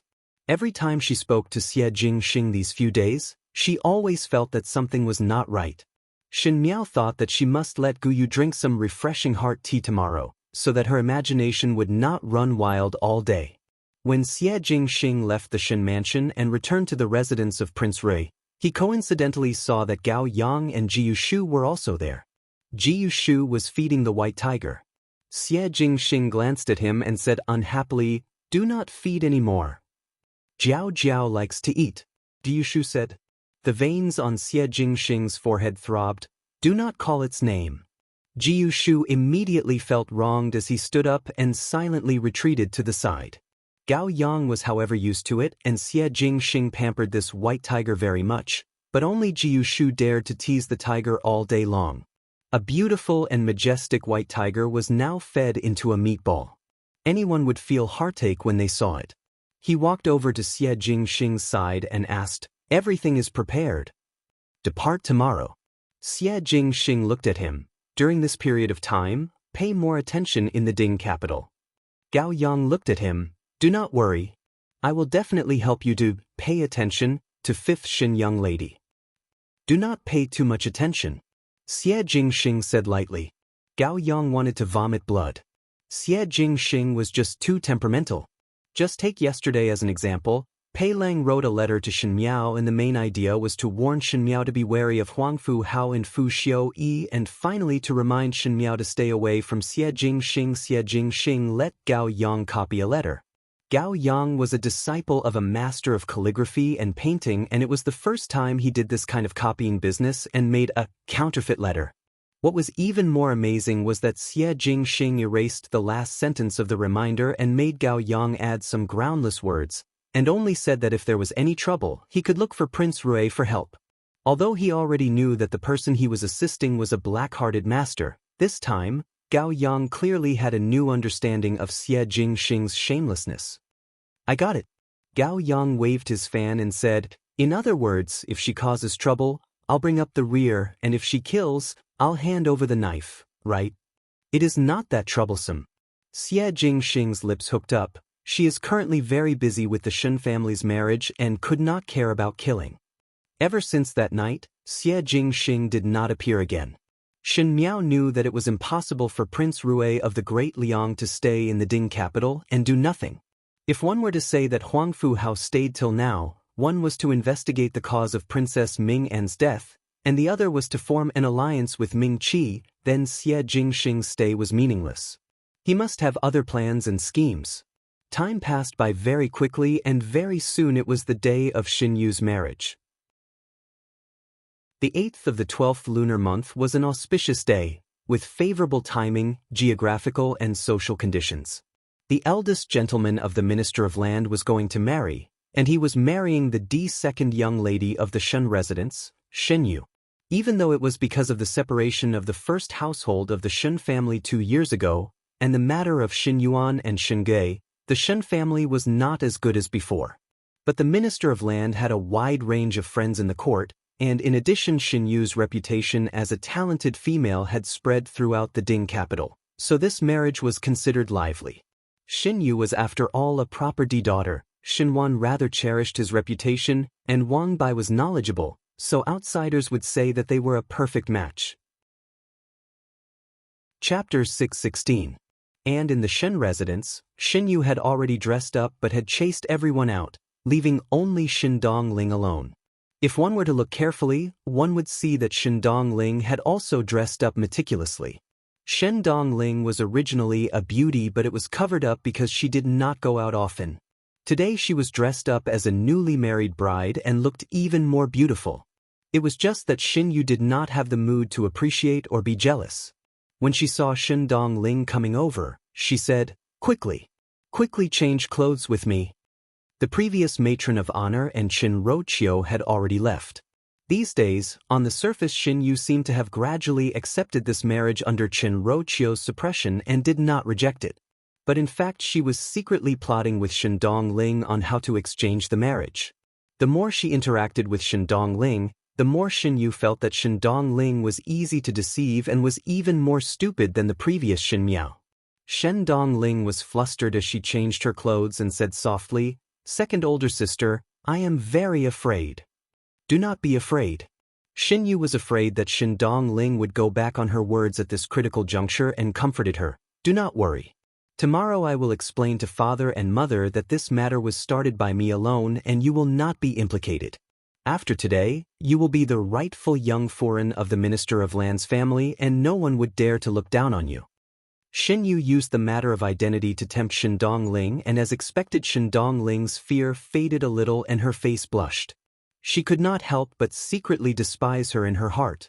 If it was not as a last resort, she would not be willing to let Shen Dongling live so well for no reason. It was just that now as a last resort, she treated it as giving Shen Dongling the title of a foreign out of charity. Just as she finished dressing, she heard the sound of people walking outside. Shen Yu quickly hid behind the screen in the room and Shen Dongling also quickly covered her head with the veil. Shen Yu's maid walked in from outside and because there were no other sisters in the Shen family, the maid helped her out. Shen Dongling used the excuse of helping in the kitchen and had long disappeared and everyone did not take it to heart. Chen Roqiu originally wanted to speak a few words with Shen Yu before boarding the sedan but saw that Shen Yu was being supported by the maid and walked towards the sedan without even turning her head towards Chen Roqiu. When Chen Roqiu saw it, her heart was somewhat sad as she thought that Shen Yu was still blaming her because of the marriage but there was nothing she could do. Under the watchful eyes of the crowd, she was afraid that there would be more twists and turns, so she followed the instructions of the matron of honor. The palanquin rattled as it walked further away, about to be carried to the minister-councilor's residence. Chen Roqiu also needed to pack up and follow to the residence of the Minister of Land when coincidentally Chang Ziqing walked over. Perhaps it was because of the wedding atmosphere today. Chang Ziqing was also wearing a light peach-colored cotton embroidered dress.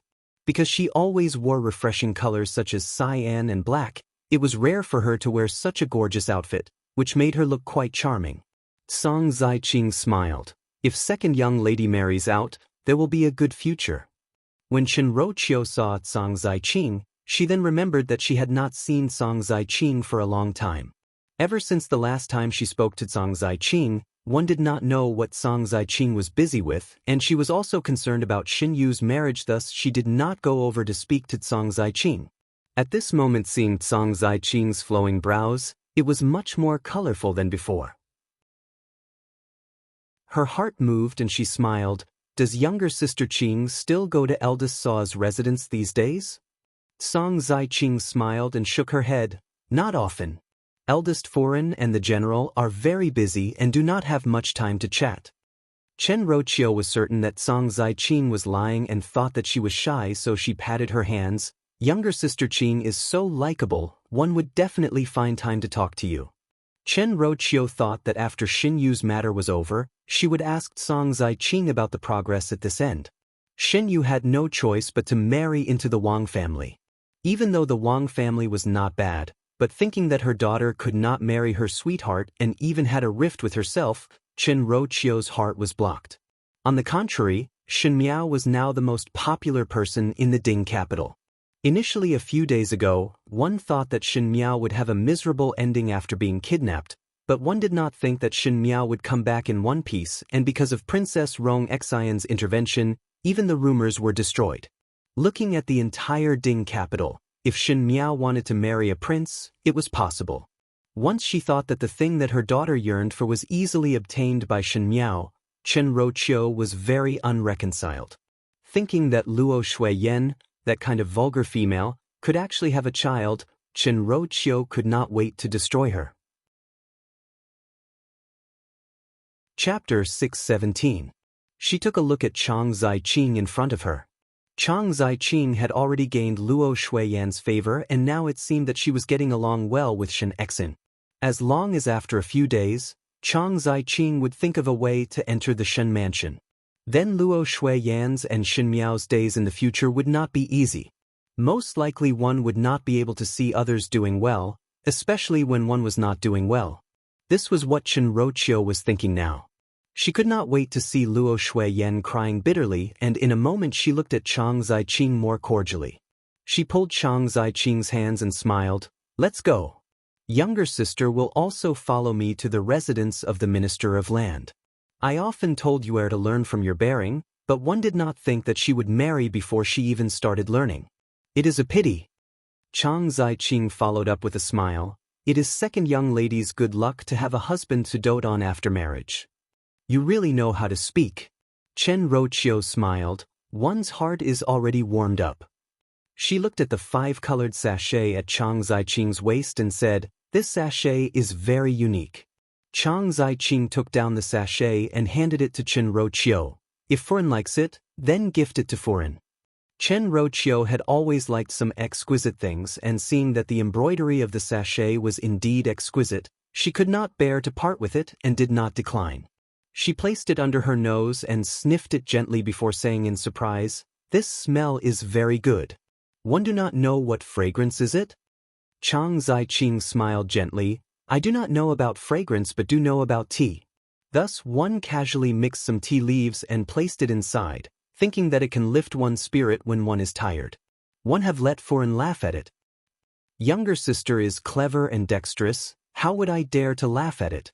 Chen Rochio accepted the sachet and smiled, "Like it very much." Both of them chatted and laughed as they walked out.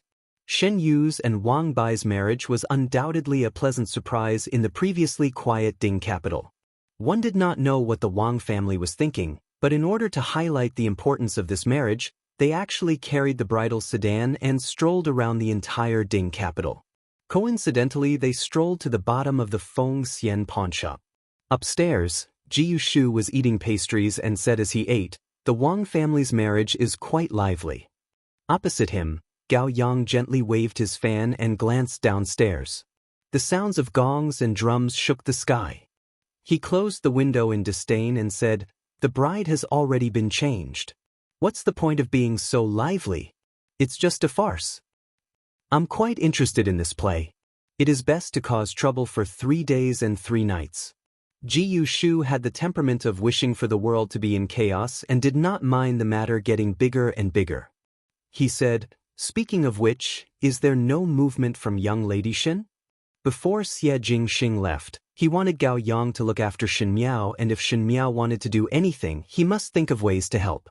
After knowing Shen Miao for 2 years, Ji Yushu could be considered to have more or less grasped Shen Miao's temper.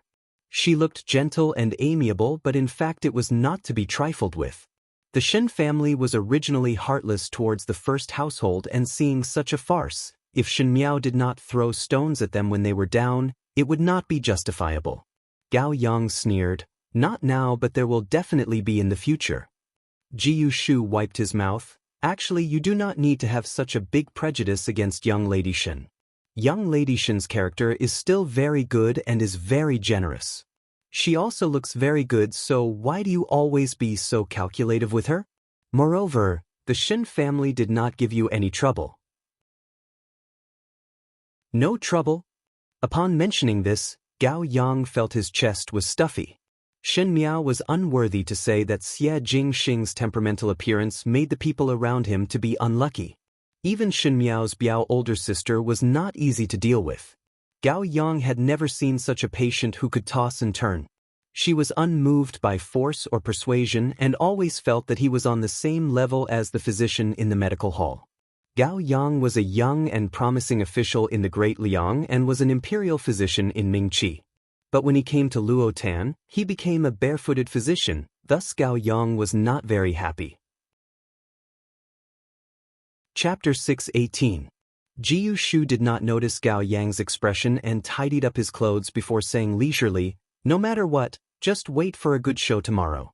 The bigger the commotion the better, so that when third older brother returns, he would not feel bored." For the Wang family's marriage, no one from the first household of the Shen family was present.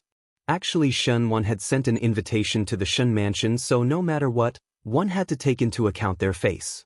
But Shen Xen was not a hypocritical person, and the things that the Shen family did made Luo Shuiyan extremely disgusted. Thus she did not receive the invitation, much less send a gift. Some of the people who were watching the development of the situation clearly understood the attitude of the first household of the Shen family. It seemed that they had really decided to cut off all relations with the Shen family and there would not be any leeway. No matter what, the marriage was done. Early in the morning the next day, Wan Yinyang woke up. Yesterday when Xin Yu got married, Shen Dongling helped out and one did not see her figure for the entire day. Afterwards when they returned to the residence, the maid said that Shen Dongling was too tired and fell asleep, thus Wan Yinyang did not disturb her. Today she specially made a sweet jadeite soup so that Shen Dongling could nourish her body, thus she stood outside Shen Dongling's boudoir and knocked on the door. No one answered in the room, so Wan Yinyang said, "Dongling, Yinyang has entered." Finishing speaking, she pushed the door open. One saw a person lying on Shen Dongling's bed and covered with a quilt. When she heard the commotion, she suddenly sat up. Wan Yinyang was first startled before a look of disbelief appeared on her face. She cried out involuntarily, "Second young lady, why are you here?" The person lying on Shen Dongling's bed was not someone else but Xin Yu. And Xin Yu had obviously married into the residence of the Minister of Land yesterday, which meant that Xin Yu should not be in the Shen residence but in the residence of the Minister of Land. Why would she appear on Shen Dongling's bed without rhyme or reason? Wan Yinyang looked around again and did not see Shen Dongling's figure. Even though she was not considered smart normally, at this moment she also vaguely understood something. She asked in a trembling voice, "Second young lady, Dongling? Dongling? Where did Dongling go?" Shen Yu quickly lowered her head and rolled her eyes. When she raised her head again, her face was already filled with tears. The moment Wan Yinyang saw Xin Yu's tears, she felt her vision turning black and only heard Xin Yu sobbing. "Do not know. I also do not know. Third younger sister came over to toast with me and then, I don't know anything else." The Shen residence exploded into an uproar. In Rong Jingtang, everyone stood together. Old Shen Furen was so angry that her mouth was crooked as she looked at Wan Yinyang and said angrily, "A good daughter that you have taught." Shen Gui stood at one side and originally wanted to say something. Now Wan Yinyang was the only woman that gave birth to a child for him, and Wan Yinyang was usually considered gentle and well-behaved, so even though Shen Gui was a playboy, he still had some affection for Wan Yinyang. But when he saw the angry expressions of his third brother and third sister-in-law, he swallowed his request. Shen Dongling actually schemed against Xin Yu and helped Xin Yu to marry. Now Xin Yu was left in the Shen residence and Shen Dongling was married to the Minister of Land's family. If it was anyone else, they would not be happy. Shen Gui himself also did not think that the usually well-behaved and timid Shen Dongling would have such big guts to exchange the marriage. Shen Gui would never offend his third brother for a daughter, even if that was his only bloodline. Wan Yinyang cried as she kowtowed to old Shen Furen and said as she kowtowed, "Old Furen is wise. Third young lady is usually timid, so how would she have such big guts to exchange the marriage?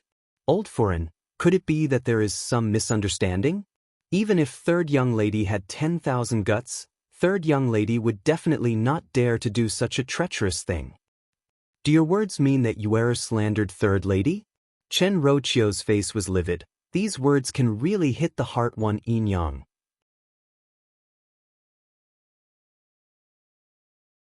Chapter 619.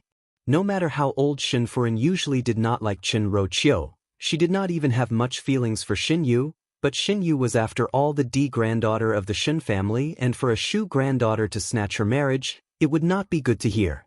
She immediately followed Chen Rochio's words. What kind of mother will have what kind of daughter? What a shameful thing. Wan Yinyang cried as she looked at Xin Yu. Second young lady, wasn't your relationship with third young lady very good previously? You also speak up for third young lady. Third young lady is not that kind of person, right? Wan Yinyang did not believe that Shindong Ling would do such a thing. Since young, Shindong Ling had her own ideas, and many times when Wan Yinyang did not understand, Shindong Ling would even point it out to Wan Yinyang. Wan Yinyang had always thought that the daughter that crawled out of her womb would not be worse than any of the daughters in the Shen residence unless there was a problem with her identity. Shindong Ling looked timid on the outside, but she always did things with great planning. Even though she previously heard from Shindong Ling that Xin Yu's marriage was an opportunity, but Wan Yinyang had never thought that it would be such a situation. Wan Yinyang believed that as long as Shindong Ling was not stupid, she would not use such a crude method to exchange marriage. After all, in this way, Shindong Ling would not have a foothold in the Wang family or the Shen family. Originally she was hoping that the cultured Xin Yu would say 1 or 2 words for Shindong Ling, but she did not expect that Xin Yu's face would change faster than flipping a book. Upon hearing Wan Yinyang speak, Xin Yu cried, Wan Yinyang, I really do not know what is going on. Third Mimi said I was leaving the mansion. Since we are sisters, she toasted me a cup of wine before leaving and I drank it. When I woke up, it was already the next morning. I also believe that third younger sister didn't do it on purpose, but I really don't know how she became like this. On the surface, Shen Yu's words were saying that she believed Shindong Ling, but her words were saying that she was schemed by Shindong Ling, which was undoubtedly adding fuel to the fire. As expected, when Shen Rochio and Shen Wan heard this, their expressions became even more gloomy. Shen Ge also frowned, and when Wan Yinyang saw everyone standing on Xin Yu's side, a trace of despair flashed in her heart. The urgent matter is to first think of how to solve it. Chang Zaiqing said softly. She was not a person of the Shen Fu, and it was not good to comment on the previous words. At this moment, it reminded everyone that the bride had changed, so how could they explain to the Wang family? Send Shindong Ling back? Or should he simply send Shindong Ling to live on the farm for the rest of her life? In any case, Shindong Ling was just a concubine's daughter, so it would be easy to get rid of her. The most important thing was to not make the Wang clan unhappy. Old Shen Furen made a prompt decision. First go and discuss this matter with the Wang family and let people send third girl back. Needless to say, lock Wan Yinyang in the woodshed. The things that she gave birth to do wrong, as the mother, she deserves to be taught a lesson. When Xin Yu heard it, she became anxious instead. She did not expect that Shindong Ling would be sent back. If Shindong Ling was sent back, then wouldn't she be sent to the Wang family? So all these methods were all for naught? How could he do that? Chen Rochio and Shen Wan were rather satisfied with old Shen Furen's words. Chen Rochio glanced at Wan Yinyang and her heart was filled with resentment. She only thought that in the future, she would definitely torture Wan Yinyang. Whether it was to be sold or to be a slave, it was after all a troublesome thing. When Wan Yinyang heard it, her eyes turned black. One had to know that if Shindong Ling was sent back. She was already married once, and Shindong Ling was a Shu daughter. The Shen family would definitely choose to protect Xin Yu and sacrifice Shindong Ling. In this way, the rest of Shindong Ling's life would be ruined. Just as she was thinking, a servant came in to report that the Minister of Land, Wang's family, had arrived. Chapter 620. Upon hearing that people from the Minister of Land, Wan Yinyang trembled as she looked outside. Although she believed that Shindong Ling wasn't the culprit, all the dirty water was splashed on Shindong Ling. If the Wang family wanted to pursue this matter, they would definitely target Shindong Ling. Wan Yinyang only had Shindong Ling as her only daughter, so how could her heart not ache? Unfortunately, her words carried little weight, and even if she wanted to save Shandong Ling from the fire and water, there was nothing she could do. Everyone looked at each other before old Shenfuren said, "Invite the Wang family in." The one who came from the Wang clan was a dark-skinned and sturdy woman, as well as a few servant girls of high status. The dark-skinned woman's face was dark to begin with. As soon as she entered the room, her face was gloomy. Her shoulders and waist were round, making her look even more frightening. It was as if they were here to denounce him. Seeing Wan Yinyang crying and falling to the ground in the Shen residence without any change in expression, everyone realized something. Old Shenfuren frowned and was about to speak when she heard that black strong female said, "May one ask where is the residence's second household, Wan Yinyang?" Wan Yinyang's heart jumped, and the more she felt despair. Chen Roqiu, on the contrary, was relieved. If the other party wanted to take it out on Wan Yinyang, the Shen family would definitely not protect Wan Yinyang. Chen Roqiu even thought in her heart that it would be good to torture Wan Yinyang, this mother and daughter pair, to death. It was really unbearable for them to actually have crooked ideas about Xinyu. Thinking of this, Chen Roqiu smiled and went forward. "It is not to Momo to say that we were also horrified by the matter in the residence yesterday. He had never expected that the third young lady would do such a disgraceful thing. It's just that my family's heir has been wronged in vain, and the eldest young master of the residence must be very alarmed and angry. This matter is all because of our Shen residence's improper upbringing, causing such a big scandal.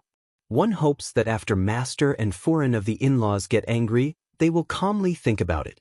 I've already scolded you, for trusting people too easily. This is really..." The black strong female ignored Chen Roqiu's words and asked again with a black face, "May one ask where is the residence's Wan Yinyang?" Everyone was surprised for a moment, as Chen Roqiu did not expect that this old maid would dare to give her face. But in front of everyone, she still had to maintain her usual gentle and amiable appearance. In addition, this matter was the Wang family's victim, so it was not good for her to say anything. Old Shenfuren said in a deep voice, "The one kneeling on the floor is Madame Wan." Wan Yinyang's eyes revealed a mournful expression, but that black strong female unexpectedly reached out to help Wan Yinyang up. Not only was there no scolding or rudeness, but her attitude was somewhat respectful as she said, "Eldest young mistress Mrs. Mother and eldest young master, let this servant bring Wan Yinyang to stay in the residence of the Minister of Land. This servant has specially come to make this trip. I hope old madam will allow it." Once these words came out, everyone in Rongjingtang was stunned. What was called eldest young mistress missed her mother, and eldest young master let people bring Wan Yinyang to live in the residence of the Minister of Land. Who was eldest young mistress? Who was the mother of eldest young mistress? Shandong Ling? The Wan family? When Chen Roqiu saw the black strong female helping Wan Yinyang up, she already faintly felt that something was not right, and when she heard those words, she almost fainted. Shen Wan's face sunk as he said, "What is the meaning of in-law?" That black strong female was someone who liked to be clever and looked at Shen Wan's expression before saying with a puzzled look, "This servant does not really understand third Shen master's words. Can it be said more clearly?" Shen Wan and Chen Roqiu were somewhat depressed at the same time. This old maid was obviously pretending to be confused and obviously knew something, but still pretended to be stupid. Could it be that they had to say the words of exchanging the marriage? Shen Wan and Chen Roqiu were unable to say it out, but old Shenfuren did not have such concerns.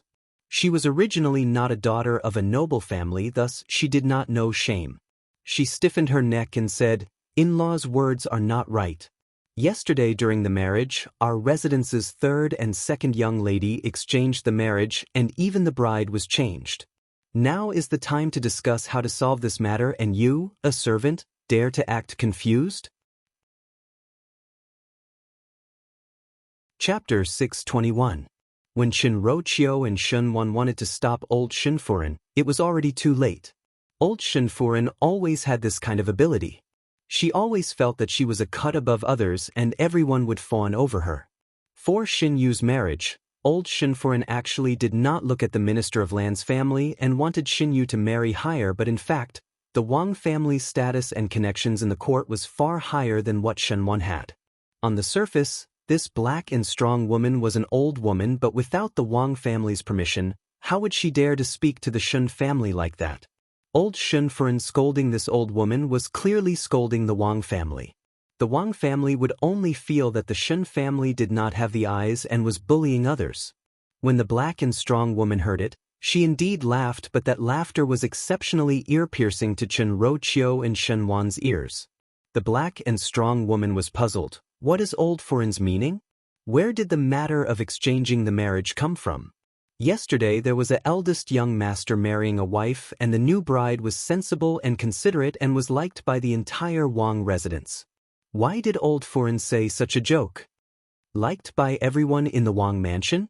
Wan Yinyang was originally somewhat confused, but when she heard those words, her heart quivered and suddenly felt a sense of joy from being rescued from a hopeless situation. Her Dongling was extremely intelligent and had a good temperament and appearance. If she could firmly tie Wang Bai just based on yesterday night, with Wang Bai's protection, so what if Xin Yu entered the door in the future? Being a concubine was better than being an ant in the temple. Moreover, Wan Yinyang believed that Shin Dongling would one day become outstanding. When Chen Roqiu heard it, she almost went crazy from anger and did not care about old Shin Furen's rude words and said to the black and strong woman, "What is the Wang family's intention? If one does not like or is angry, then just say it directly. There is no need to be so mystifying. Could it be that one really want to treat third young lady as you are to live?" Shen Wan slightly frowned and looked at Chen Roqiu with some surprise. Chen Roqiu's words were no better than old Shen Furen's. Unless it was a last resort, Shen Wan did not want to offend the Wang family, especially since the Shun family was at fault first. That black and strong woman turned towards Chen Roqiu and said, "Third Shen Furen's words are strange. Yesterday, eldest young master married the second young miss of the Fu. The second young miss is also very good. There has never been a third young Mississippi." Chen Roqiu was stunned on the spot. The meaning of these words was that it was true that the Wang residents recognized Xin Yu's identity, but she was Xin Dongling's person? Let Xin Dongling live with Xin Yu's identity? What kind of words were those? Chen Roqiu was going crazy. It was Xin Yu who did not dare to speak at the side, who finally heaved a sigh of relief when she heard it. All she wanted was for Xin Dongling to marry into the Wang family on her behalf, and then turn herself into the one who was framed and get rid of it cleanly. At the end, the one who was blamed was Xin Dongling and the one who suffered was Wang Bai. Xin Yu was a free person and perhaps she could gain sympathy. Even though Xin Yu was not satisfied that the Wang family did not make a ruckus and did not let Xin Dongling suffer a loss, but to be able to let her completely get rid of this marriage, Xin Yu was already satisfied. Shen Wan's brows furrowed tightly. The attitude of this burly woman clearly represented the attitude of the Wang clan. The Wang family now wanted Xin Dongling to live with Xin Yu's identity. Then what about Xin Yu? The Wang family were usually not such harsh people. Could it be that Xin Dongling said something to Wang Bai? Chen Roqiu sneered. "All right. Just like what you all said, the one who is married into the residence is second young lady and I am second young lady's mother. Everything is fine, so why would one send Wan Yinyang over? Don't you find it ridiculous to send a Yinyang over?" Wan Yinyang looked at the woman with some fear. That woman, however, smiled. "It is like this. Eldest young mistress said that even though there is no blood relation with Wan Yinyang, but she was very close to Wan Yinyang. Now that she had just married into another family, she was not used to it, so she brought Wan Yinyang over for a short stay." Eldest young master felt sorry for eldest young mistress and agreed. Chapter 622. Such a reason to lie without batting an eyelid, but it was like a ruthless slap on the third household's face. Especially Xin Yu. She originally thought that after Xin Dongling married over, the Wang family would make things difficult and despise Xin Dongling in every possible way because of her marrying a Shu daughter, but did not think that Xin Dongling would actually mix around in the Wang family. To her, this was like a great irony. Didn't you not want to marry into the Wang residence? Apologies. The one that our eldest young master likes is not you. Eldest young mistress is loved and respected by others, and even without you in the Wang residence, she can still live well. Shen Yu gritted her teeth and was somewhat unreconciled. Originally she tried all ways and means to let Shen Dongling replace herself, but when she saw that Shen Dongling might obtain the favor of the Wang family, Shen Yu was not happy. Humans most likely had a kind of strange heart. Even if one did not want it, one would not want others to easily obtain it. Everyone in the Shen family was stunned. Today they expected that the Wang family would fly into a rage when they found out about the matter and fall out with the Shen residents, but they did not expect that the Wang family would have such an attitude. Not only did the Wang family not hate Shen Dongling, but they were very dissatisfied with the third household of the Shen family. There was ridicule in the open and in the dark. Chen Roqiu still wanted to speak but was stopped by Shen Wan. Shen Wan said, "Since that is the case, I will go over tomorrow to explain." Before this, one hoped that the in-laws would be more rational and not be blinded by anger. The dark-skinned strong woman smiled and said, "What is third master saying? Right now, the residence is lively and sweet. Master and Foreign are very happy, saying that the daughter raised in your residence is excellent. How could they be angry? I'm afraid third master is worrying too much." This dark strong female was also a talent, and one sentence made Shen Wan choke. She patted Wan Yinyang's hands and smiled at old Shen Foreign. This servant will now bring Wan Yinyang back and hope that old Foreign will approve. Eldest young master is in the residence waiting for this servant to return and report.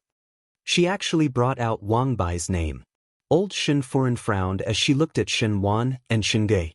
She also faintly felt that today's matter was somewhat strange. After all, Shen Wan was Shen Yu's father and Wan Yinyang was a person from the second household, thus she could only make a decision to her two sons. Shen Gui was unable to come up with any ideas and Shen Wan's face was gloomy, but he said, "Since that is the case, Wan Yinyang will follow along.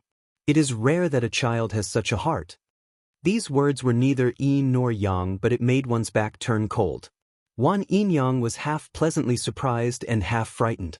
She was pleasantly surprised because the Wang family did not seem to intend to pursue Shen Dongling's wrongdoings, and she was frightened because she did not know if the Wang family deliberately did this or if it was to express their dissatisfaction and deliberately anger the third household. At the end, Shen Dongling would still be the one to be sacrificed. The dark strong woman did what she said and brought Wan Yinyang away in front of everyone in the Shen family. Rong Jingtang was silent, and after a moment old Shen Furen said coldly, "What exactly is going on?" The strange attitude of the Wang clan was even more unsettling than if they had torn off all pretense of cordiality. Chang Zaiqing moved her lips and seemed to want to say something, but after seeing Shen Wan's expression, she swallowed the words that were at the tip of her tongue. Shen Gui was somewhat embarrassed. Originally, it was Shen Dongling who snatched Shen Yu's marriage, and he wanted to hand Shen Dongling mother and daughter over to the Wang family, so that the Wang family and the third household could appease their anger, but one did not think that there would be such a situation. Shen Gui coughed twice. "Later I will write a letter to Dongling and see what kind of matter she is doing." Shen Wan smiled and looked at Shen Yu before softly saying, "Yue, follow me back to the room first." He turned his head to look at old Shen Furen and said, "Mother, the Wang family's matter cannot be rashly done. After this son personally visit tomorrow to apologize, one think that the matter can be easily solved. It is all this son's fault to disturb this elderly." Chapter 623. How can you be blamed for this? Old Shen Furen sighed and her tone suddenly became unhappy. "It is all because of this third girl. Following that slut Wan Shi, she learned these things that cannot be shown in public." She then complained to Chen Roqiu, "If you were more serious in handling matters, then third girl would not have taken advantage of the loophole." Chen Roqiu had a stomach full of anger because of Shen Yu's matter and felt wronged and heartache. Now that she was being scolded by old Shen Furen, she retorted, "How can mother blame me? I also did not think that third lady would have such thoughts. Mother is really too muddle-headed to blame this matter on me." "You say that I am muddle-headed?" Old Shen Furen was furious. Chen Roqiu still wanted to speak but was shouted at by Shen Wan, "Enough!" She was slightly surprised for a moment. For so many years, Shen Wan had never said such harsh words to her, and this was the first time he shouted at her. Shen Wan said, Yue, follow me back to the room. Xin Yu timidly complied. Chang Zhaoqing, who was at the side, saw this scene and an imperceptible smile floated on her lips. Xin Yu followed Shenwan back to the room and Shenwan's back faced her without speaking. Xin Yu thought that Shenwan was unhappy about the Wang family's matter. Thinking of the Wang family's attitude today and thinking that Shendong Ling might have gained the favor of the Wang family and was using her identity to benefit from both sides, Xin Yu was extremely dissatisfied. She said, "Father, that Wang family is clearly using their power to bully others and did not put you in their eyes. What kind of words were said today? In the future, if third younger sister were to use my identity to live, then what should I do? Third younger sister snatched my marriage and now she still wants to snatch my identity. Father, you cannot ignore me." Xin Yu's words could be said as a matter of course. Perhaps it was because she had told so many lies that she believed it. Shen Yu almost believed that this matter was started by Shendong Ling and it was Shendong Ling who quietly harmed her. "She snatched your marriage?" Without turning back, Shenwan slowly asked. Shen Yu did not hear that Shenwan's tone was wrong and nodded. "Exactly." The slap landed on Shen Yu's face. When Chen Roqiu entered the room and saw this scene, she exclaimed, "Yue," before going forward to hug Shen Yu and roared at Shenwan, "What are you doing?" "What did I do?" Shenwan didn't get angry. Instead, he laughed. "Why don't you ask your good daughter what she did?" As Shen Yu covered her face, her body could not help but tremble. Although the handprint on her face was painful, it was nothing compared to the fear in her heart. You dare to say that you didn't know anything about this? Was it really Shendong Ling who harmed you and stole your marriage? Do you really think your cunning tricks can fool everyone? You let Shendong Ling marry on your behalf and you only want to marry Prince Ding. Have you ever thought of offending the Wang family? So what if I, your father, am offended? Without this marriage, how will you get married in the future? I, Shenwan, have such an intelligent and good daughter like you. It is really a blessing that I have cultivated in my previous life. Shenwan was a civil official and his looks were not bad. Normally he would have a cultured and refined appearance and had always doted on Xin Yu. This was the first time he showed such a ferocious expression to Xin Yu. Chen Roqiu trembled as she looked at Xin Yu in her embrace and asked, "Yue, is what your father said true?" I just want freedom." Shen Yu whispered in fear and suddenly thought of something before raising her head, "But Shendong Ling also tempted me. Now the Wang family's attitude towards us is obviously instigated by Shendong Ling.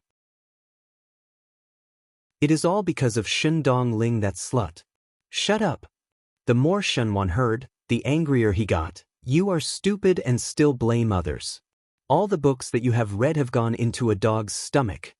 Shen Yu had never met such a ferocious Shenwan and her eyes immediately turned red. Ever since Chen Roqiu heard that Xin Yu admitted that it was she who wanted to exchange marriage, she closed her eyes in despair. She did not expect that Xin Yu would be so daring to do such a thing. But Shen Yu was after all a daughter that crawled out from her womb and had been carefully taught for so many years. Chen Roqiu only had this one daughter, so when she heard Shenwan blaming her, she could not help but say, "Even though Yue is wrong, she is also not sensible. I think that Yue is right." Shendong Ling was clearly deliberately seducing Yue, and one fear that this matter was all planned by Shendong Ling. Chapter 624. Shenwan pressed his forehead and his gaze towards Chen Roqiu was filled with disappointment. He said, "When did you become unable to distinguish right from wrong?" Chen Roqiu was surprised for a moment. She only heard Shenwan continuing, "Never mind. Tomorrow I will personally visit the Wang family to apologize. But I do not know if this matter will succeed. After all, it is our Shen family's fault first, and if it does not succeed, then it is your own fault." Finishing speaking, he glanced at Shen Yu before turning and leaving with a brush of his sleeves. Chen Roqiu was alarmed by Shenwan's disappointed eyes when he left.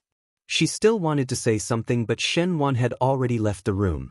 Looking at the sobbing Shen Yu, she could only turn her head to comfort her daughter. When Shenwan left the room, the servant beside saw his exhausted appearance and asked, "Does this lord want to go out of the residence to relax?" "No need. Shen Wan waved his hands and after thinking for a while, said, "Go to the western courtyard." The western courtyard was currently the courtyard where Chang Ziqing stayed. The manservant did not speak and silently brought Shen Wan to the west courtyard. These two people did not see that there was a person looking at their back from afar. This person was Zhang Mama, who was by old Shen Furin's side in Rong Jing Tang. Zhang Mama muttered to herself in doubt, why would third master go to the western courtyard? The farce that happened in the early morning in the Shen residence quickly spread to Shen Miao's ears. At the beginning when the Shen residence was separated, Shen Miao also picked some maids from the second and third household, and even from Rong Jing Tang. Chen Roqiu's ability to manage the household was not as good as Ren Wanyun's. At the beginning when Ren Wanyun was managing official matters, every courtyard, especially Kai Yun Yuan, was like an iron bucket and it was difficult to insert spies. When Chen Roqiu managed the Shen residence, it was like a plate of loose sand. In addition with the sudden decrease in income and expenditure of the Shen residence, the servants did not live as well as in the past. As long as Shen Miao took out some money, it was a very common thing to bribe the servants. Moreover, what she wanted to ask was not any confidential matters, but only the big and small matters that happened in the Shen residence.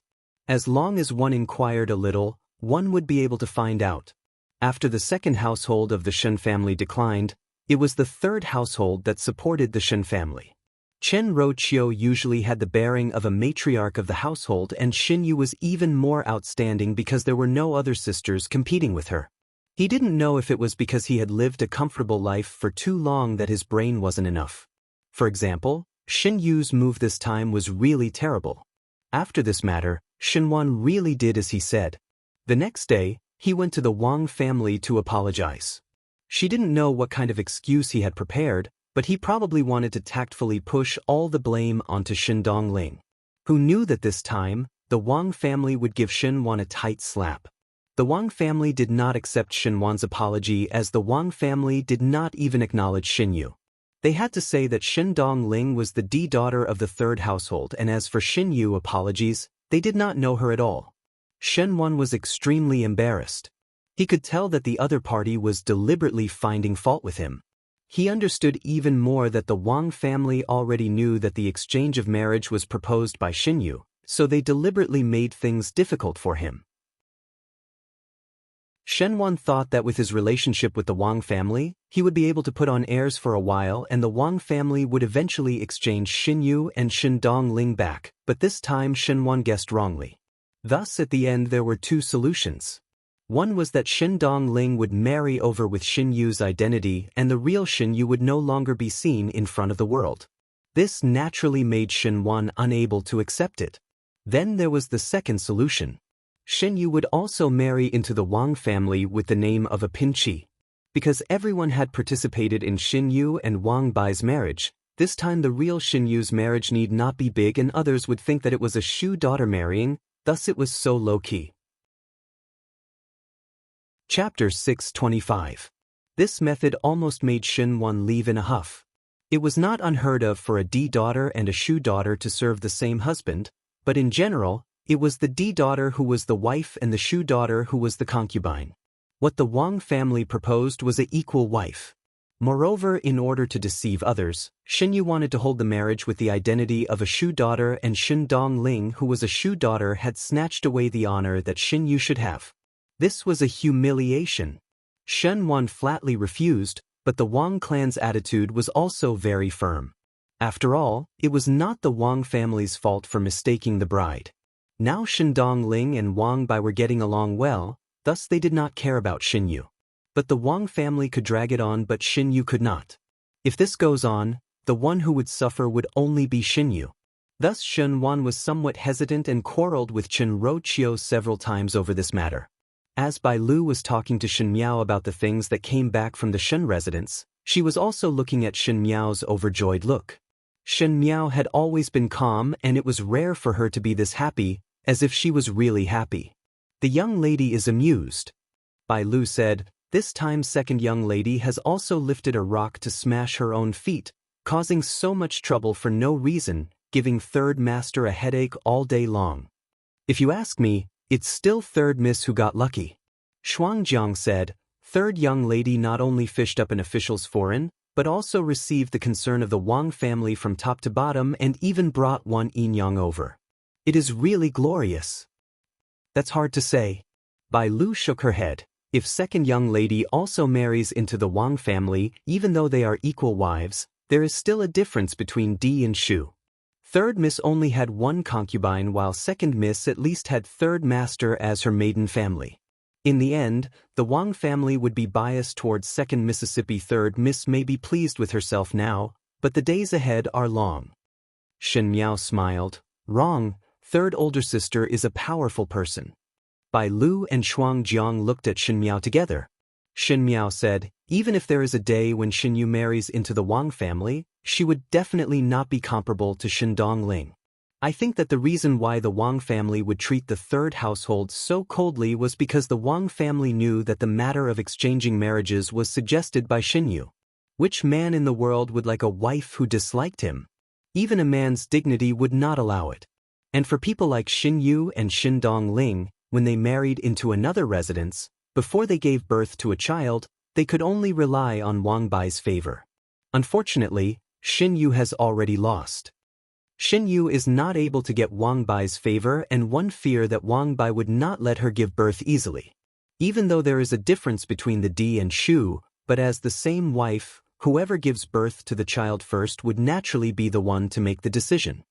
Shen Miao said lightly, moreover with Shen Yu's brains, how would she be able to compete with Shen Dongling?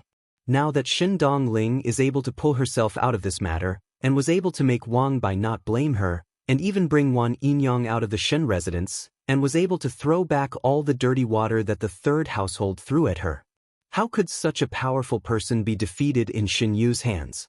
Bai Lu and Shuang Jiang were both surprised, and after a long while, Shuang Jiang said, it seems that third young lady is indeed a powerful person.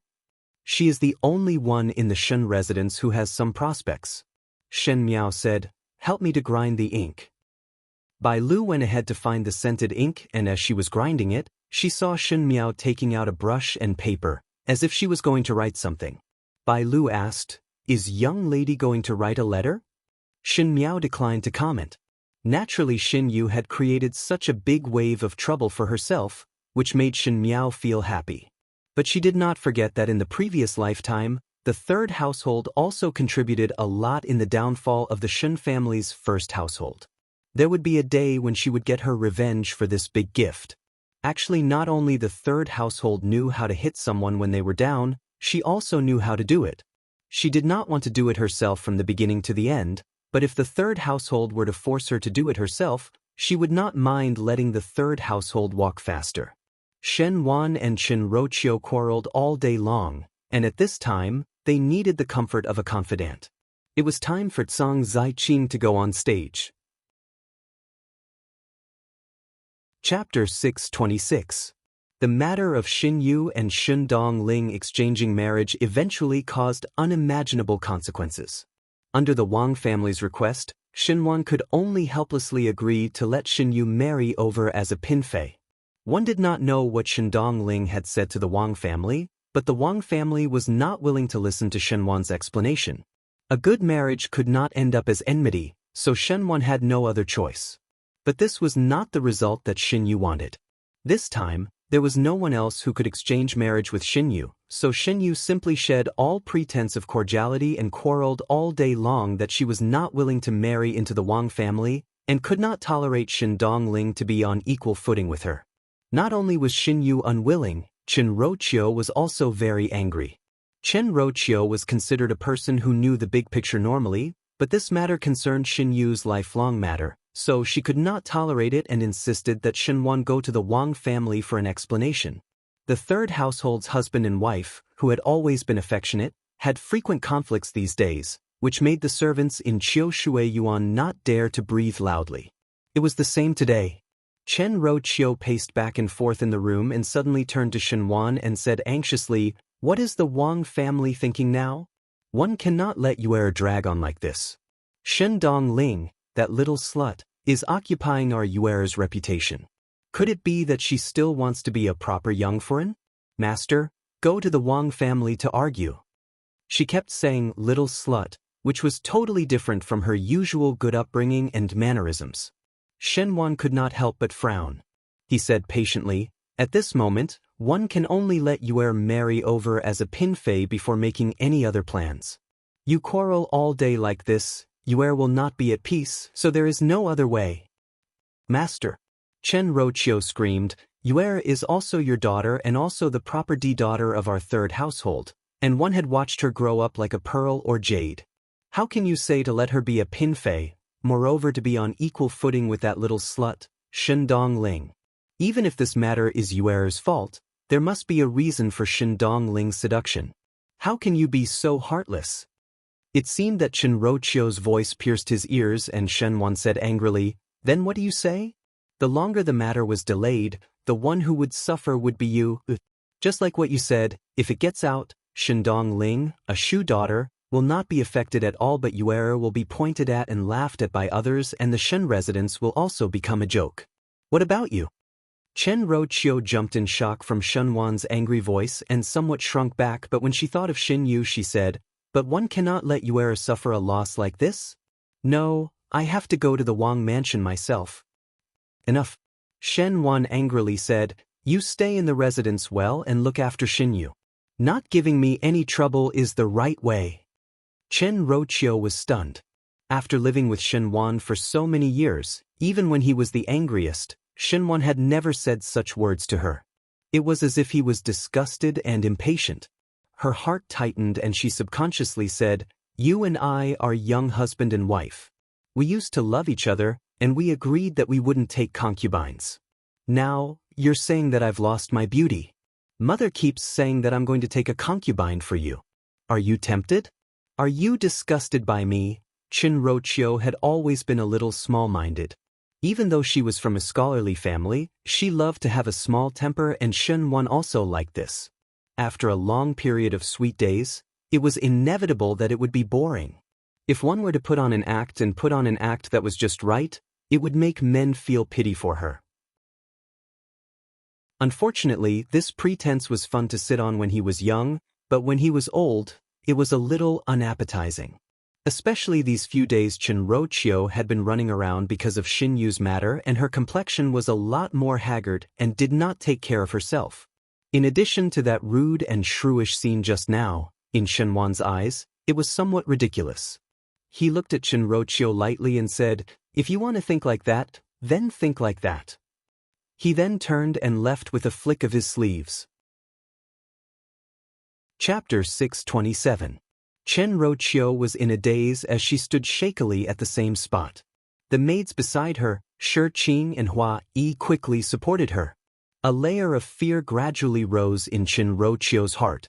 She suddenly felt that something was slowly changing, and the scariest thing was that she didn't know where the change had started. The commotion in Autumn Water Garden quickly spread to the other courtyards, such as the West Courtyard, which had been put aside for a long time. The Western Courtyard was originally so spacious that it was almost desolate. Ever since Chang Ziqing moved in, she often moved some flowers and plants and managed the Western Courtyard into a unique and elegant place. At this moment Chang Ziqing was sitting in the room and kept the letter on the table and casually placed it on the table. Zhao Mama opened the windows to prevent the room from being stuffy and said to Chang Ziqing, "Is it a letter sent by eldest Shenfuren?" Chang Ziqing nodded her head. "The letter that Luo Shuiyan sent over." Actually, Chang Ziqing was not sure if it was Luo Shuiyan or Shen Miao. Once she thought of Shen Miao, her mind would think of that young female's clear eyes that seemed to be able to see through everything, making her involuntarily shiver.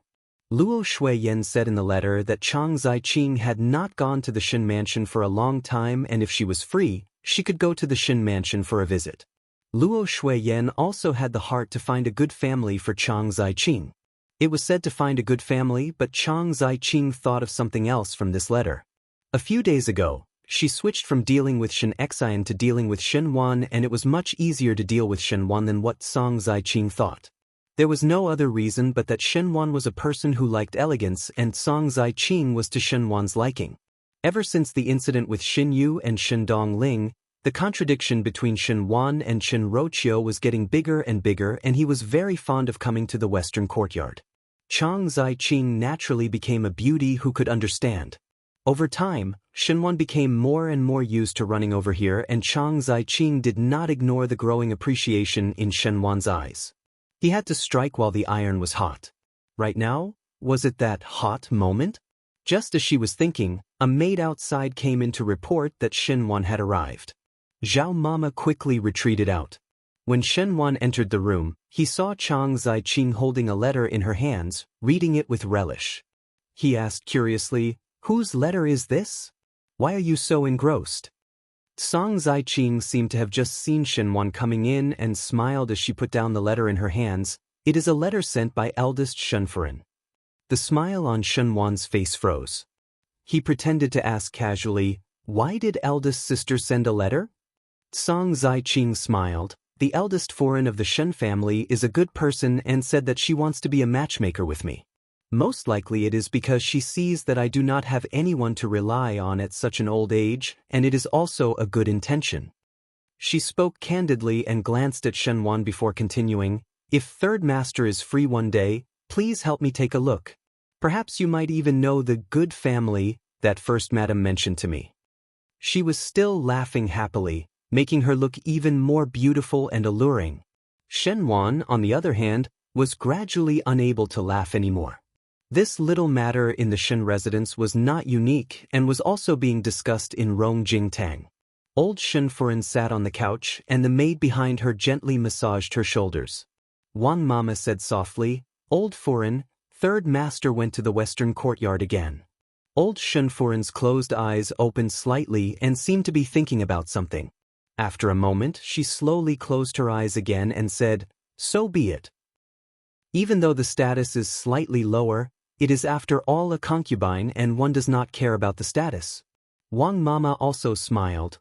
This time Old Furen can be assured. Originally one wanted third master to take in concubines, but third master was not willing. Now with young lady Zai-ching first, in the future third master will take in others, and after spreading branches and leaves, one would be able to give birth to a boy and a half. Chapter 628.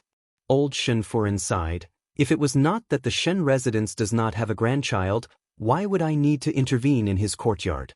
Originally he protected Chen Roqiu tightly and did not even listen to me, this mother's words, seeing how Chen Roqiu was so arrogant in front of me.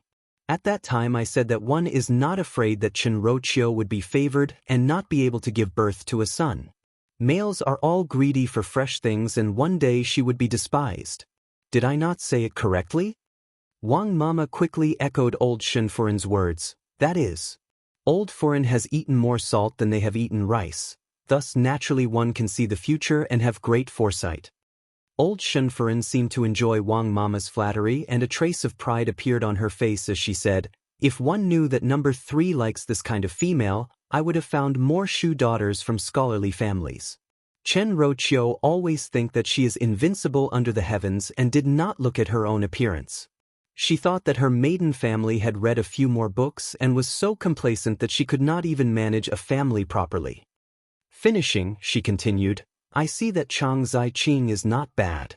Well-behaved and polite and not pretentious. It is understandable that number 3 likes her. But till now one's mouth has not been broken.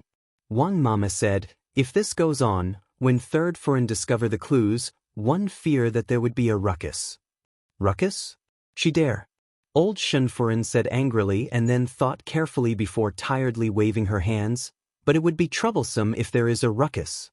Never mind. Since both of them are interested, after a few days you go up and help. What is done cannot be undone. I want to see if Madame Chen would still dare to stop it. If she dare, the Shen family would not be able to take on such a jealous and childless matriarch. Just send her a divorce letter. Wang Mama could only carefully agree. The matter of the Shen residence being in a mess because of the third household finally reached the other owner of the matter, Shen Dongling's ears. Xinghua was carefully brewing tea for Shen Dongling. It was a top-quality Mount June silver needle. Even though the Wang family was not considered as rich as a country, but they were particular about food and clothing and were much better than the Shu daughters of the second household. It was obvious that Shen Dongling was also living well. If the Shen family was present, they would definitely be surprised that this leisurely and contented beauty was actually the yes-man Shu daughter of the second household. Shen Dongling picked up the tea and took a sip. Xinghua said worriedly, "This servant heard that the people from the Shen residence came over again this morning and said that they want to marry second young lady over as a pinchi. If the second miss really married into the family, what would happen to miss? I'm afraid that third foreign and third master will make things difficult for Mississippi. Don't worry, she won't get married." Shen Dongling smiled. It is impossible for the Wang family to let Xinyu enter the household, and even if Xinyu entered the household, it would not be possible for her to live well. What is the point of paying attention to a person that is destined to be guarded against? It would be better to pick a few good-looking fabrics to send over to Yinyang and let her make a few new clothes. At this moment, Shen Dongling's every movement seemed to have the air of a mistress of the house. Xinghua thought for a moment and smiled again. Young lady is naturally intelligent. It is fine if this servant does not understand. One do not know what young lady said to Gentleman Wang that now one does not like the people from the third household. But the people from the third household also reap what they sow. It was clearly third young lady who proposed the exchange of marriage, but they still want to throw all the dirty water onto young lady. It is really too vicious. Shen Yu said that everything was planned by Shen Dongling, and when the exchange of marriage was spread to the Wang family, Xinghua was extremely angry. At the beginning when Shen Yu begged Shen Dongling to replace her in the marriage, she clearly said that she would not implicate Shen Dongling and turned her head to cast her aside. The skill of changing one's face was just too fast. Xinghua scoffed at it. If not, why would it be said that Shen Wan was intelligent for a lifetime but muddled for a moment? The reason why the Wang family did not like the third household was because Shen Dongling said one sentence to Wang Bai. Shen Yu was in love with Prince Ding, Fu Xiuyi, and the third household also had the intention to stand at Fu Xiuyi's side. Chapter 629. Shen Wan wholeheartedly wanted Shen Yu to dispel the idea of marrying to Fu Xiuyi and picked the Wang family because in the fight for the heir apparent, the Wang family did not stand on Fu Xiuyi's side. In the end, Shen Yu admired Prince Ding and the third household of the Shen family supported Prince Ding. If Wang Bai married Shen Yu, it would inevitably cause trouble in the future. If the Wang family and the third household of the Shen family were to marry, there would inevitably be discord in the future. Thus, as long as the Wang family was not stupid, they would not let Shen Yu enter the doors. Even Shen Dongling's exchange of marriage was a blessing for the Wang family. Was it not good to be able to cut off the relationship with Prince Ding? Shen Yu and the Wang family's fate was destined to be broken. But Shen Dongling would not feel pity or sympathy because of this. What you sow, what you reap. All of this was Shen Yu's own sin, so naturally she had to swallow the bitter fruit herself. To let Shen Yu marry in the name of a pinfei was the Wang family deliberately making things difficult. Even if Shen Wan agreed, would Shen Yu obediently do so? Shen Dongling did not think so. Not only did Shen Dongling not think so, Shen Miao also did not think so.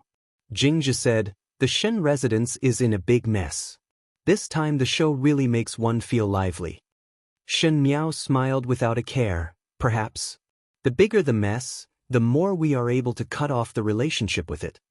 Jingzhi looked at Shen Miao and walked to the side to whisper to Gu Yu, "What happened to young lady these few days? Why is one not in a good mood?" Gu Yu was startled and looked over to Shen Miao's side. She saw Shen Miao sitting in the courtyard and her book was not flipped. Her hand was supporting her chin as she looked at the sky lazily, not knowing what she was thinking about. "Seems to be a little." Gu Yu also nodded her head. "These few days there is no spirit no matter what." "More than spirit?" Jingzhi shook her head. If it was in the past, young lady would be somewhat happy to see the Shen residence fall into misfortune. Now the Shen residence is in a mess, but young lady only waved her hands when she heard it and seemed to have no interest. Could it be that one is sick? Able to eat and drink, able to walk and jump. What kind of illness would be like this? Gu Yu rolled her eyes. "Do you think this is lovesickness? Who is suffering from lovesickness?" A voice came from behind and both of them jumped in shock. When they turned back to look, it was Luo Ling walking over. Jingzhi and Gu Yu quickly greeted. This servant greets Biao young master. Luo Ling waved his hands and walked over to Shen Miao in front of the stone table. When he walked over to Shen Miao's side, he saw that Shen Miao was still sitting in a daze and asked, "Youngest Biao sister?" Shen Miao turned her head back, and when she saw Luo Ling, she smiled. "Older brother Ling." Luo Ling sat down opposite Shen Miao. His right hand was still not recovered, but Shen Qiu had found a left-handed sword technique manual for Luo Ling, and these days he really started to seriously practice with his left hand. His state of mind was much more open, and the way he talked was even better than before. He seemed to be even more warm, like a piece of jade. Occasionally when he walked out, there would be young ladies who shyly peeking at him. Hearing Luo Tan's joke, several young ladies of official families in the Ding capital secretly fancied Luo Ling. Luo Ling said, "What is Biao youngest sister thinking about that you are so lost in thought?" Shen Miao smiled gently, "Nothing much. Just sitting in a daze." Luo Ling thought of the lovesickness that Jing Zhengu you were talking about, and his heart sank. He looked at Shen Miao and asked without any trace, "One thought that Biao youngest sister has reached the age of marriage and thus became somewhat mischievous." Shen Miao did not seem to understand Luo Ling's words and said lightly, "Talking about the age of marriage, perhaps it is Biao older sister Tan who is anxious." Luo Ling smiled and said, "That is also true." Shen Miao looked at Luo Ling. "Why is older brother Ling looking for me?" Luo Ling was startled, and a trace of awkwardness could not help but rise on his handsome face. He originally came over to take a look at Shen Miao, and when Shen Miao asked him about it in such a serious manner, he did not know how to answer. But he suddenly had an idea. "Oh, a few days ago Biao youngest sister gave me some pastries and it is somewhat too sweet, so I came over to tell Biao youngest sister about it." Chapter 630. Gu Yu, who was behind, had a somewhat resentful look. Her young lady was not a chef in the Shen residence, nor was she a pastry chef who specialized in making pastries. Luo Ling's words were to blame Shen Miao after eating Shen Miao's pastries. Jing Zhe, however, was holding back her laughter. Gu Yu's wooden head could not see it, but she was quick-witted. This young Biao master obviously wanted to get close to Shen Miao but could not find any other excuse. Jing Zhe looked at her young lady, who had no heart for romance, and shook her head with some pity. The falling flowers yearned for love, but the heartless brook. One fear that her young lady would not be able to appreciate young Biao master's intentions. Shen Miao indeed frowned and asked, "Too sweet? I did not add a lot of sugar juice." Luo Ling scratched his head awkwardly and thought of something. Ku Tana once said that Biao youngest sister knows how to make fruit juice-flavored pastries. Is it possible to make that with me next time? Shen Miao was startled. Luo Tan often came to Shen Miao's courtyard to talk to Shen Miao, and occasionally the pastries that were placed on the table would be eaten without hesitation. Shen Miao tried to make those pastries herself. After all, she had not made them in her entire life, thus it was inevitable that she was a little unfamiliar with it. But Luo Tan felt that it was very delicious and ate the whole basket of pastries. That pastries were mixed with fruit juice, which was the taste of the imperial family of the Great Liang. Previously, Xie Jingxing asked Shen Miao to make 2 baskets of pastries for him to fill his stomach when he was silencing people. Afterwards, Princess Ming and was really killed by Xie Jingxing, but the 2 baskets of pastries were given to Xie Jingxing. Afterwards, Xie Jingxing disappeared for a period of time. And these days Shen Miao was watching the farce in the Shen residence and at the same time making pastries, thinking of repaying the other's favor. Thinking like this, Shen Miao's eyes gradually drooped down. Speaking of which, Xie Jingxing had left for a few days, and Prince Rui of the Great Liang just casually left, and there was not much news in the Ding capital. Xie Jingxing did not know if it was safe or not. After all, he still carried the identity of the little Marquis of the residence of the Marquis of Lineage, and it was very difficult. Luo Ling saw that Shen Miao was in a daze again and waved his hands in front of her. "Biao youngest sister?" Shen Miao recovered to her senses and smiled apologetically at Luo Ling. "Apologies, older Biao brother. That pastry recipe was made by me carelessly, and at that time it was only by luck that I was able to make that basket, and it was all eaten by older Biao sister. If one were to make that kind again, one do not know if one would be able to do it." Jing's eyes widened behind Shen Miao. Her young lady could actually lie to Biao young master with a straight face. Jingzhe naturally knew that Shen Miao did not know how to make those pastries. Shen Miao had memorized the recipe and even made it herself, looking like she was very skilled, so why was she not willing to make a basket for young Master Luo? Could it be that young Master Cousin had offended his young lady? Jingzhe was puzzled. Luo Ling did not expect that Shen Miao would reject and was at a loss of what to do. Shen Miao's expression was leisurely and there was no trace of guilt on her face. Since it was the pastry of the great Liang imperial family, the process was complicated. She could make it once, but she did not have the patience to make it for others all day long. It was better to let the pastry chef in the kitchen make something else for him. As they were talking at this end, they did not think that their cheerful and witty appearance would be seen by another person far away under the eaves. That person's white robes fluttered as he waved his paper fan and had the appearance of an elegant gentleman. It was Gao Yang. After Xie Jingxing left, Gao Yang followed Xie Jingxing's instructions and stayed in the Shen mansion, saying that he wanted to look at Luo Ling's injuries. Thus it was convenient to see Shen Miao's movements at all times. With one look, it was not a big deal as he could see Luo Ling and Shen Miao talking in such a lively manner. Gao Yang's gaze towards Luo Ling carried some sympathy before looking at Shen Miao and shaking his head before sighing deeply. Chapter 631. Why are you sighing?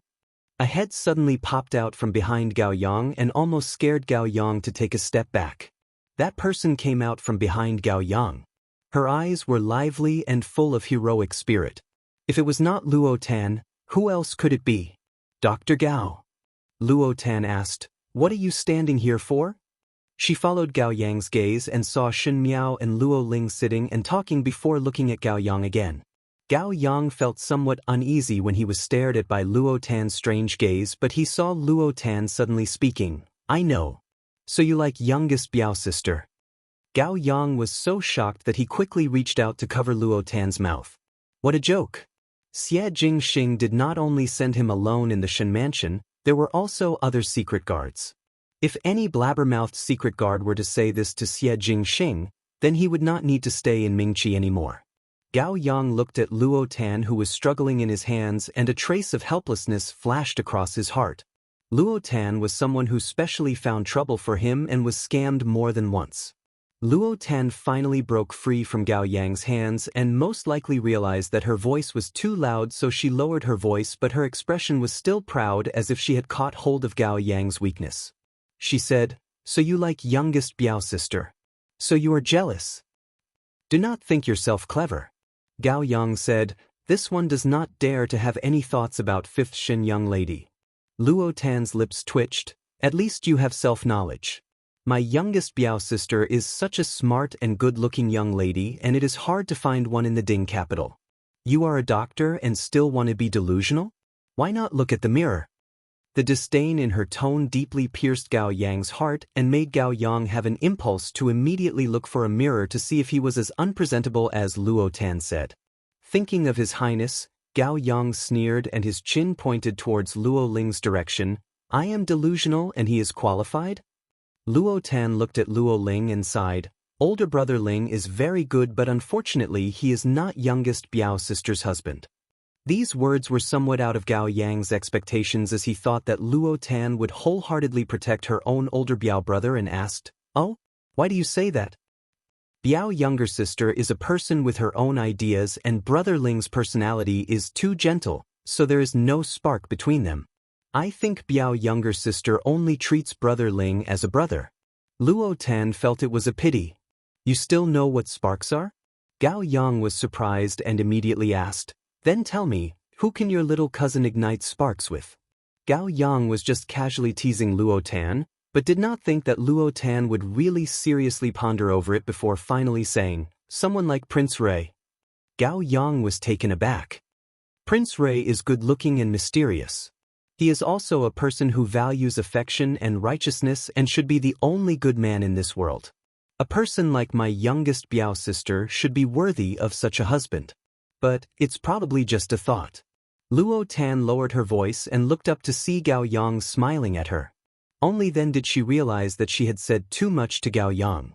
Her relationship with Gao Yang wasn't that good. Luo Tan instantly changed her expression and whispered to Gao Yang's ear, "Hey, the last time I went to the residence of Prince Rui, you got hold of my weakness. Today I know that you admire my youngest Biao sister in your heart, so I got hold of your weakness. Both of us have hold of each other's weakness, so we are even.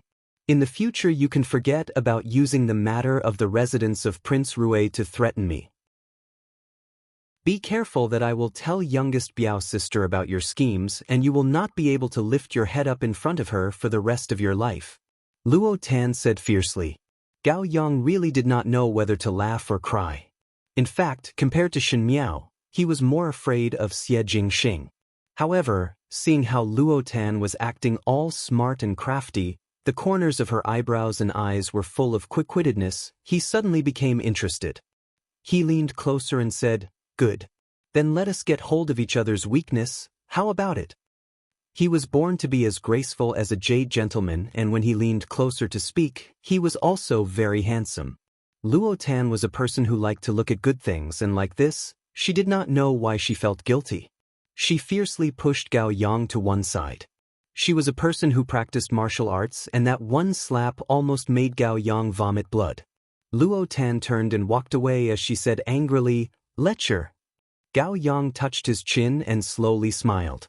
These trivial matters in the Shen mansion did not attract Shen Miao's attention, and in her eyes, they were all unimportant and boring matters. Until the second day, something happened in the Shen residence, and this matter was somewhat interesting. Xin Yu escaped.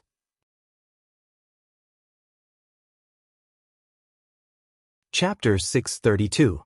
The Shen residence was currently in an uproar.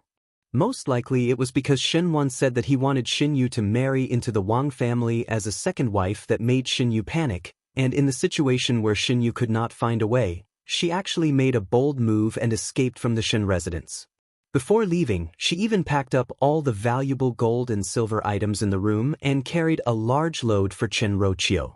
Naturally, Shen Wan was unable to restrain his anger and roared at Chen Roqiu, "I asked you to look after her, how could she escape?" Chen Roqiu's heart naturally had lingering fear. She loved her daughter and did not completely put Xin Yu under house arrest like what Shen Wan said, but she did not think that her feelings of love for her daughter would be used by Xin Yu. Now that Xin Yu had escaped, she did not know what to do and said to Shen Wan, "One have already sent people to search. Master, Yue definitely did not do it on purpose. She is afraid." Even at this time, she still did not know her mistake and was still finding excuses for Xin Yu. Shen Wan sneered, "She is afraid? She is afraid that she will exchange marriage with others? Afraid that she will leave home? Marry as a wife and run away as a concubine? I, Shen Wan, do not have such a shameless daughter. How can you say that about her?" Chen Roqiu's eyes widened. "That is your daughter." Shen Wan had been a civil official his entire life, and it was rare for him to say such heavy words. Moreover, the one he scolded was his own daughter. Chen Roqiu did not dare to believe her own eyes. After Shen Wan said those words, he looked at Chen Roqiu and a trace of impatience and disgust flashed in his eyes before he turned and strode out of the room. Chen Roqiu sensitively felt that something was wrong with Shen Wan and almost collapsed to the ground.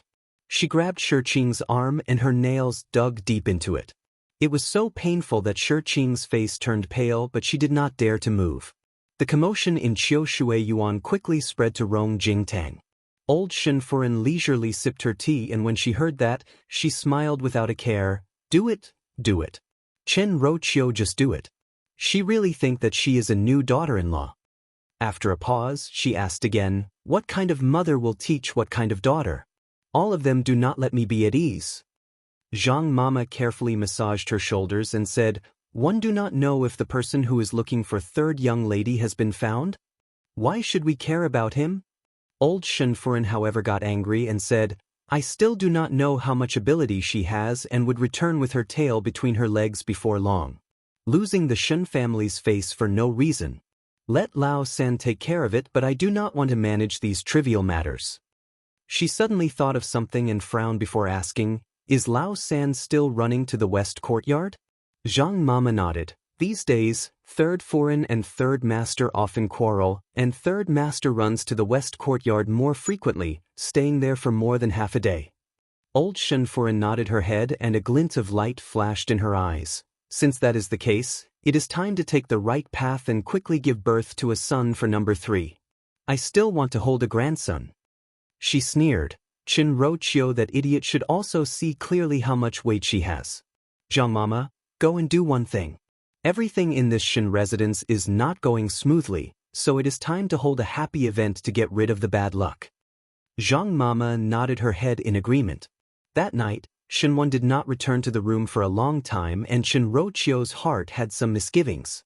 In the past, when Shinwon was socializing outside, he would always send a servant to pass a message, but she did not know where he went today. Thinking of the quarrel with Shinwon during the day, her heart could not help but feel somewhat anxious. When females reached her age, they would be somewhat sluggish and not as fresh and tender as a young female, but when placed on a male, it was just the right age.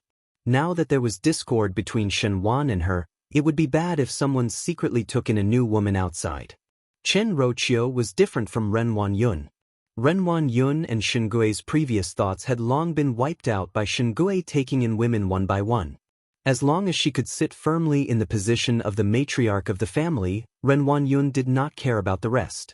Chen Rochio had occupied Shinwan's favor for so many years.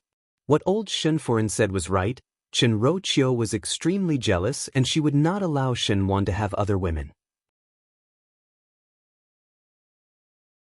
Chapter 633. Thinking of this, Chen Rochio was somewhat restless. Hua Yi walked in from outside and said, "Fern, old Fern had obtained a few bolts of cloth and asked you to send one over to young Lady Chang." Old Shinforen had always not placed Chang Zai-ching in her eyes and usually treated it as if there was no such person in the residence, so why would she think of Chang Zai-ching today? Chen Rochio frowned. Old Foreign can just send someone to send it over. Why do I need to go? Hua Yi also did not understand. Most likely it is because Old Foreign and Chang Zai-ching have a good personal relationship. Chen Rochio was currently feeling uneasy, and since Old Shenforen made her do things, it was rare for her to be distracted. Thus she did not say anything and put on her outer robe and walked towards the western courtyard with Hua Yi and Hua Yi. At this moment the sky was already dark, but it was not the time to rest. Chen Rochio guessed that Chang Zai-ching was not asleep yet, so she did not inform anyone. Upon reaching the western courtyard, unexpectedly the lights in the western courtyard were extinguished early. Chen Rochio felt it was somewhat strange but saw Zhao Mama surprised when she saw her and seemed to be somewhat flustered. "Why is third foreign here?" "Old foreign let me come to send cloth to younger sister Qing," Chen Rochio said, and then poked her head into the boudoir and asked, "Why? Younger sister Qing is already asleep?" Zhao Mama said, "These few days young lady's body is somewhat tired and slept earlier." Chen Rochio felt it was somewhat strange and felt that Zhao Mama's expression was very unnatural. Looking at the few maids around, they all lowered their heads, as if they were afraid to see something. Coincidentally, there was a faint movement in the room and it was not very clear, but when the movement was heard, Zhao Mama's expression became even more nervous.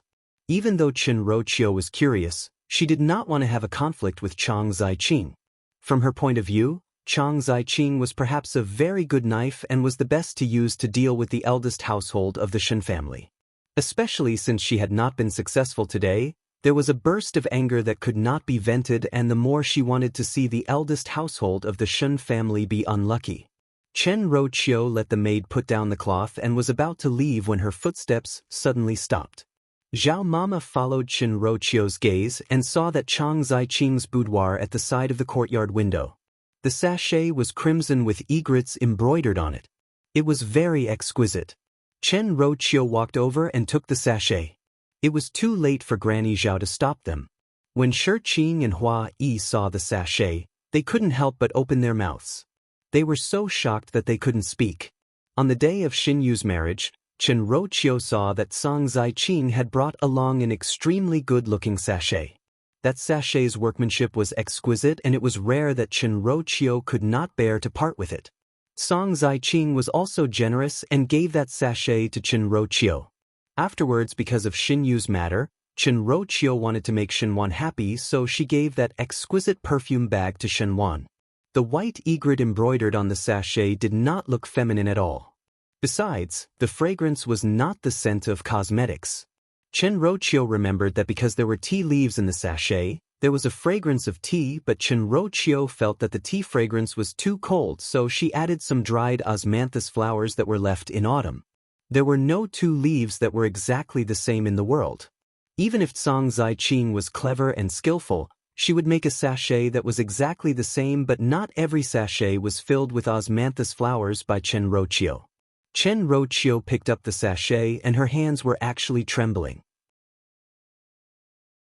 Finally, she placed it under her nose and smelled it with determination. The sweet scent of osmanthus mixed with the fragrance of tea slowly entered Chen Roqiu's nose, and Chen Roqiu suddenly closed her eyes. When she opened her eyes again, her gaze made Shi Qing and Hua Yi somewhat afraid. Chapter 634. She suddenly turned towards Zhao Mama, and before Zhao Mama's flustered expression could be put away, it fell into Chen Roqiu's eyes. Chen Roqiu sneered and said, "Do all of you really think that I am a fool?" Finishing, she quickly walked towards Zhang Ziqing's boudoir and was about to break the door open. "Foreign must not." Zhao Mama hurriedly stopped her. Chen Roqiu asked, "Why not?" Zhao Mama was unable to speak. Chen Roqiu's heart could not help but sink and only felt that it was about to be torn apart. However, the more painful it was, the colder her face became. She said to Shi Qing and Hua, "Smash. Ruthlessly smash it for me. I would like to see which pair of adulterers are shamelessly doing such illicit things in a place like my Shenfu. Smash." Shi Qing and Hua Yi did not dare to disobey the orders and immediately went forward to smash the door open. Chen Roqiu conveniently took a lamp at the side and did not wait for Zhao Mama to stop her before walking in. The heater in the room was burning brightly. Clothes, shoes, and jewelry were scattered all over the floor. The two of them were lying on top of each other on the bed. It was a charming and alluring scene. That female's cheeks were pink, and she was embarrassed, but that male unhurriedly pulled the clothes over to cover both of their bodies. When one turned around to look, it was Shen Wan. The room was filled with the fragrance of wine. It was obvious that they were drunk and sleeping together, but it could not be described as a mistake. One had feelings and one had intentions. Chen Roqiu and Shen Wan had been husband and wife for so many years. If Shen Wan did not like it, why would he let Zhang Ziqing do it? Moreover, this was Zhang Ziqing's courtyard, and it was Shen Wan who took the initiative to come over. Chen Roqiu closed her eyes and fiercely held back the tears that were about to overflow and screamed, "Adulterous couple!" The wind blew in the night. In a place a few hundred li away from the Ding capital, there was an inn. A purple-clad youth sat at the table in the middle and looked at the letter in his hands. In a flash, he raised his hand and threw the letter into the brazier at the side, and the letter instantly turned into ashes. "Master, there is a letter from the great Liang." The secret guard Nan Qi by the side said, "His Majesty urges you to quickly return." "No need to care about him." Xie Jingxing said without much care, "After the matter is done, I will naturally return." "His Majesty is afraid that you will delay the matter." Nan Qi said, "The people at the other end are also paying attention to Ming Qi's movements. Previously His Majesty said that he would choose a consort for you, and after a while, it is almost time. If Master still does not return at this time, one fear that there will be delays." Xie Jingxing glanced at Nan Qi, and Nan Qi immediately kept quiet, but his heart was filled with bitterness. Emperor Yonglu had always been a man of his word, and his master was lawless. The servants caught in the middle became the most difficult to deal with. Moreover, the matter of choosing a concubine, others were not clear about it, but these secret guards who followed Xie Jingxing could see it clearly. Xie Jingxing was obviously somewhat special towards the young lady of the Shen family. Not to mention what Emperor Yongla thought of this matter, the Dark Guards felt that this was an extremely unreliable matter. Shen Miao was a Ming Qi's person, so how would the Shen family agree to their own daughter getting involved with the great Liang's people? But they did not dare to say these words in front of their master. If their master was not happy, They would be sent to guard the tower prison and the gains would not make up for the losses. Imperial older brother is bored all day. Xie Jingxing said, if one is really bored, one can go back and tell him about the Qin country's plans so that he will not worry about things that he should not worry about. Nan Qi wiped the sweat off his head. He could not afford to offend both of them and his heart was really blushing with shame. Just as he was thinking, he saw Tai Yi walking in from the outside with a box in his hands. One did not know what it was. When he entered the room, he placed the box on the table and said, the jewelry that young lord ordered is done and the banknotes have been sent over. Chapter 635. Behind him, Nan Qi almost choked on his own saliva. What did Tai say just now? Dozens of jewelry. Nan Qi sneaked a peek at the table. Sure enough, the box on the table was exquisitely made. It was a small box with intricate patterns carved on it. Upon closer inspection, it seemed to be a tiger's head? What was that? Xie Jingxing opened the box and took a look. It was filled to the brim with all kinds of jewelry. Cat's eye ring, jade bracelet, pearl head mask, jade hairpin. All of these items were of excellent quality. Just this small box alone was worth thousands of gold coins. Nan Qi thought in his heart, could it be that this was something to give to the young lady of the Shen family? But the young lady of the Shen family did not seem to have the temperament to be fond of jewels and jade. Master, are you sure you're going to give this away? However, he was generous enough. Xie Jingxing closed the box and said, correct. Suddenly he thought of something and asked, what recent movements does Fu Xiuyi have? Tai Yi thought for a moment and said, there is no movement. He is just slightly closer to the Crown Prince. Crown Prince? Xie Jingxing raised an eyebrow and said, watch him carefully. Fu Xiuyi is not a simple character. Tai Yi acknowledged and was about to leave. Wait. Xie Jingxing called out to him, Shen you also pay attention. One did not know what kind of luck the Shen family had these few days as they were in a mess all day long.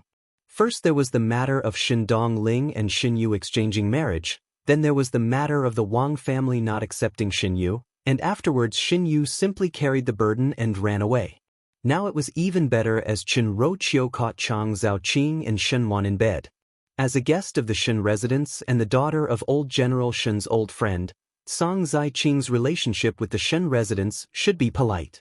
Other than old Shenfuren, the rest of the people would politely deal with Song Zaiqing when they saw her because the current matriarch of the household, Chen Roqiu, seemed to like her very much. Who knew that Song Zaiqing was so polite that she would be so polite to Shen Wan's couch? And Chen Ruoqiu was stabbed in the back by none other than her own, meticulous, younger sister. Chen Roqiu immediately started to make a ruckus all the way to Rongjingtang. In Rongjingtang, old Shenfuren was sitting in the middle position. Chang Zaiqing and Shen Wan stood at the side. Shen Wan did not have any expression and Shen Gui had an expression of watching a good show. Chang Zaiqing's eyes drooped and did not speak, as if she was very ashamed. His son Chen Roqiu forced herself to keep back her tears and put on an attitude of not giving up. That's enough. Stop crying. As if she was finally fed up with Chen Roqiu's actions, old Shenfuren said impatiently, what is the matter with your own husband taking in a young lady that it is worth you to cry to the heavens? Mother. Chen Roqiu shouted, if master himself takes in young lady and promote her as a concubine, this daughter-in-law would naturally not say anything and would even take the initiative to prepare for husband. But the two of them did this in front of me without making a sound, in this courtyard. The entire courtyard kept me in the dark. They were clearly trying to humiliate me. Mother, I am also your daughter-in-law, and you are also a woman. If my husband wants to take a concubine, how can I stop him? Why is there a need to use such a humiliating method? Third Fern. Song Zaiqing could not help but speak. Today's matter is all a misunderstanding. It was me who drank too much and it has nothing to do with Third Master. Zaiqing will not be anyone's concubine and treat this matter as if it did not happen. Tomorrow I will pack up and leave the Shen residence. One hope that older sister will not blame Third Master. Compared to Chen Roqiu's aggressiveness, Song Zaiqing did not deny the involvement with Shen Wan, but put all the blame on herself, making herself seem to be more reasonable. Shen Wan's expression slightly changed and said, "What, leaving? Naturally, I should give you an explanation for the things that I did." Chapter 636. Chen Roqiu originally felt that Chang Ziqing's words were somewhat ear-piercing, and at this moment when she heard that Shen Wan was still trying to keep Chang Ziqing, it added oil to the fire and immediately said, "Explain?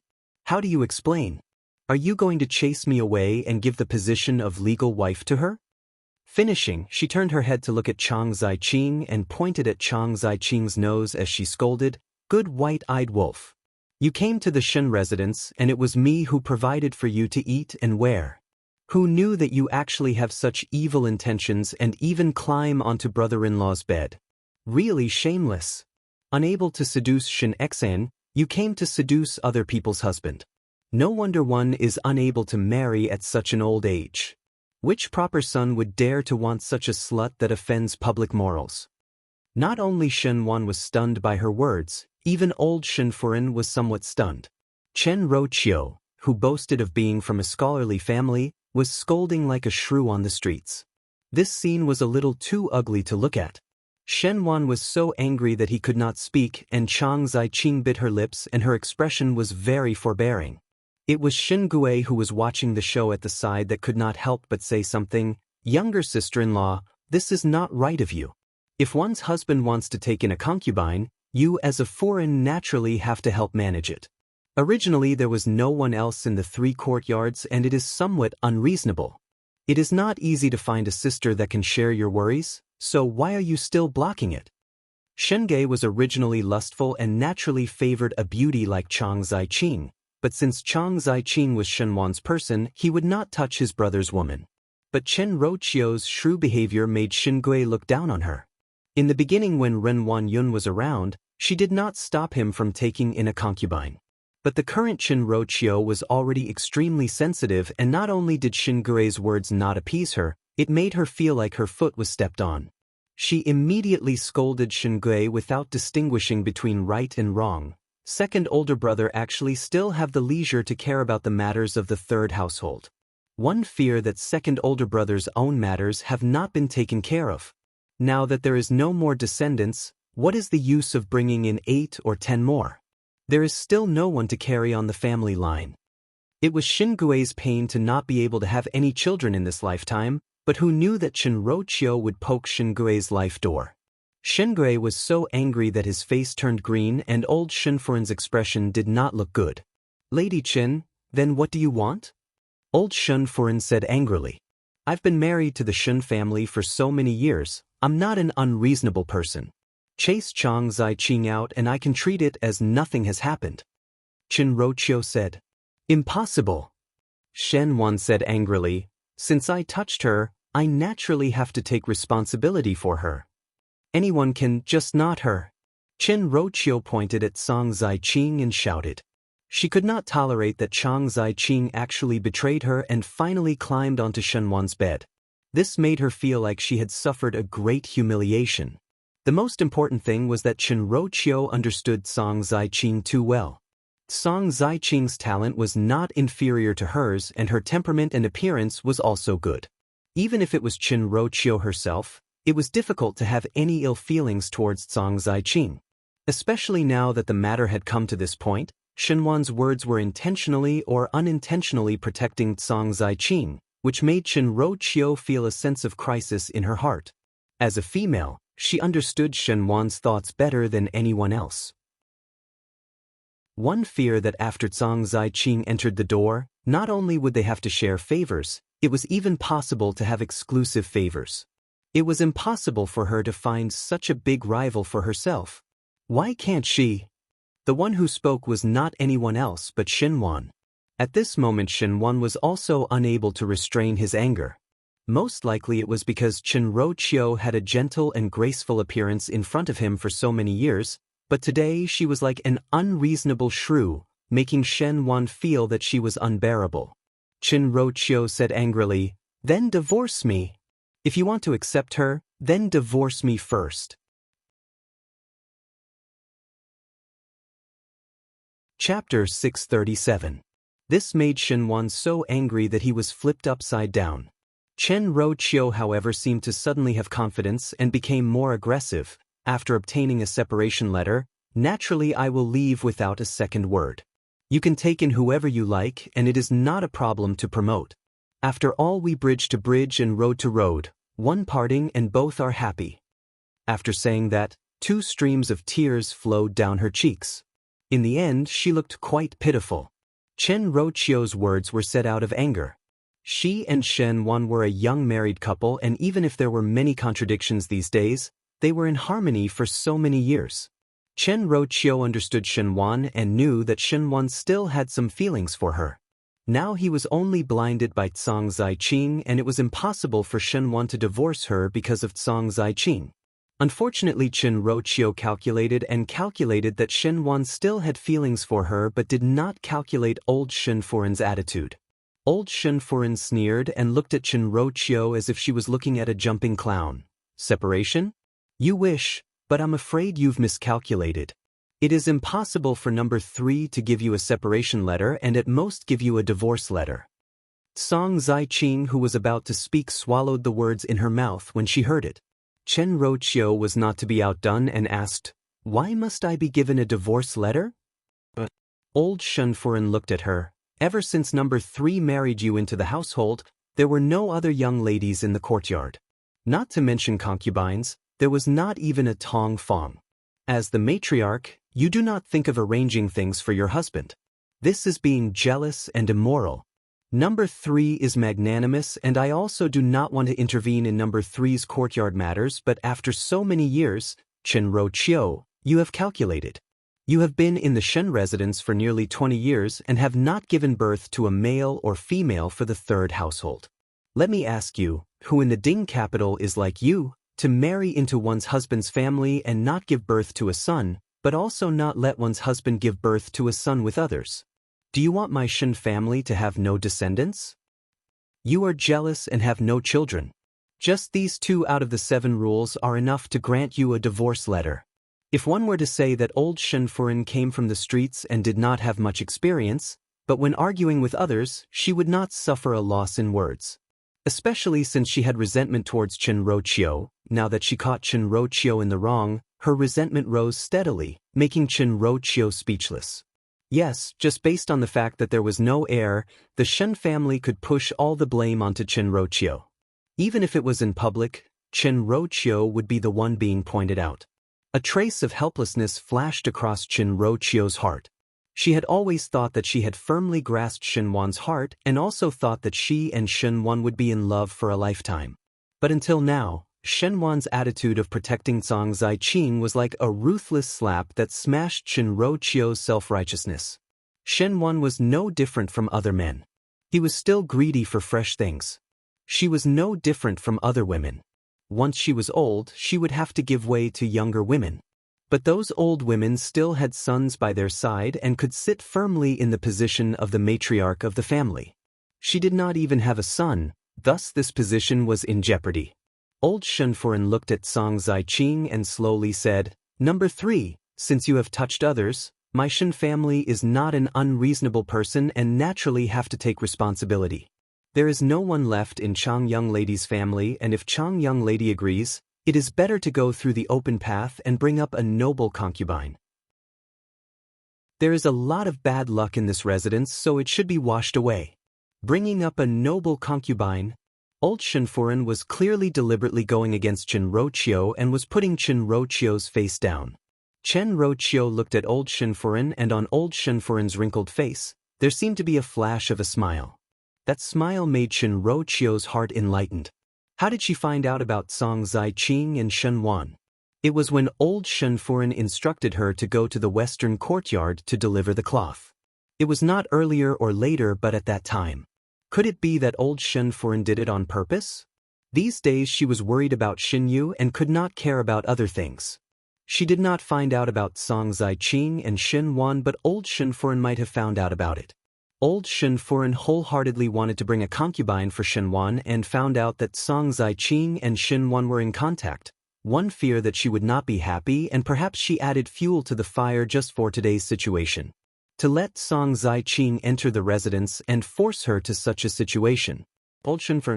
Chen Rochio's heart suddenly gave birth to infinite hatred as she gritted her teeth. Such humiliation. Unreasonable. Chapter 638.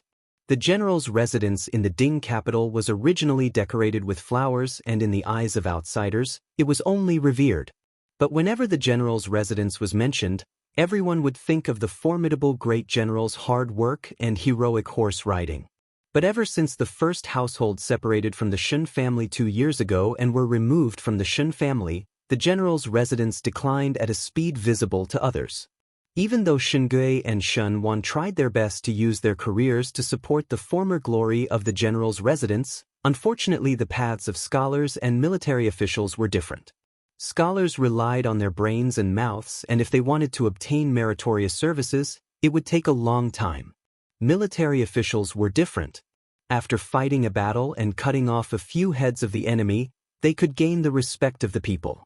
After the decline of the general's residence, even though there was still a name, it was not as attractive as before. These few days, it was not easy to attract people's attention again, but bad news spread for 1,000li.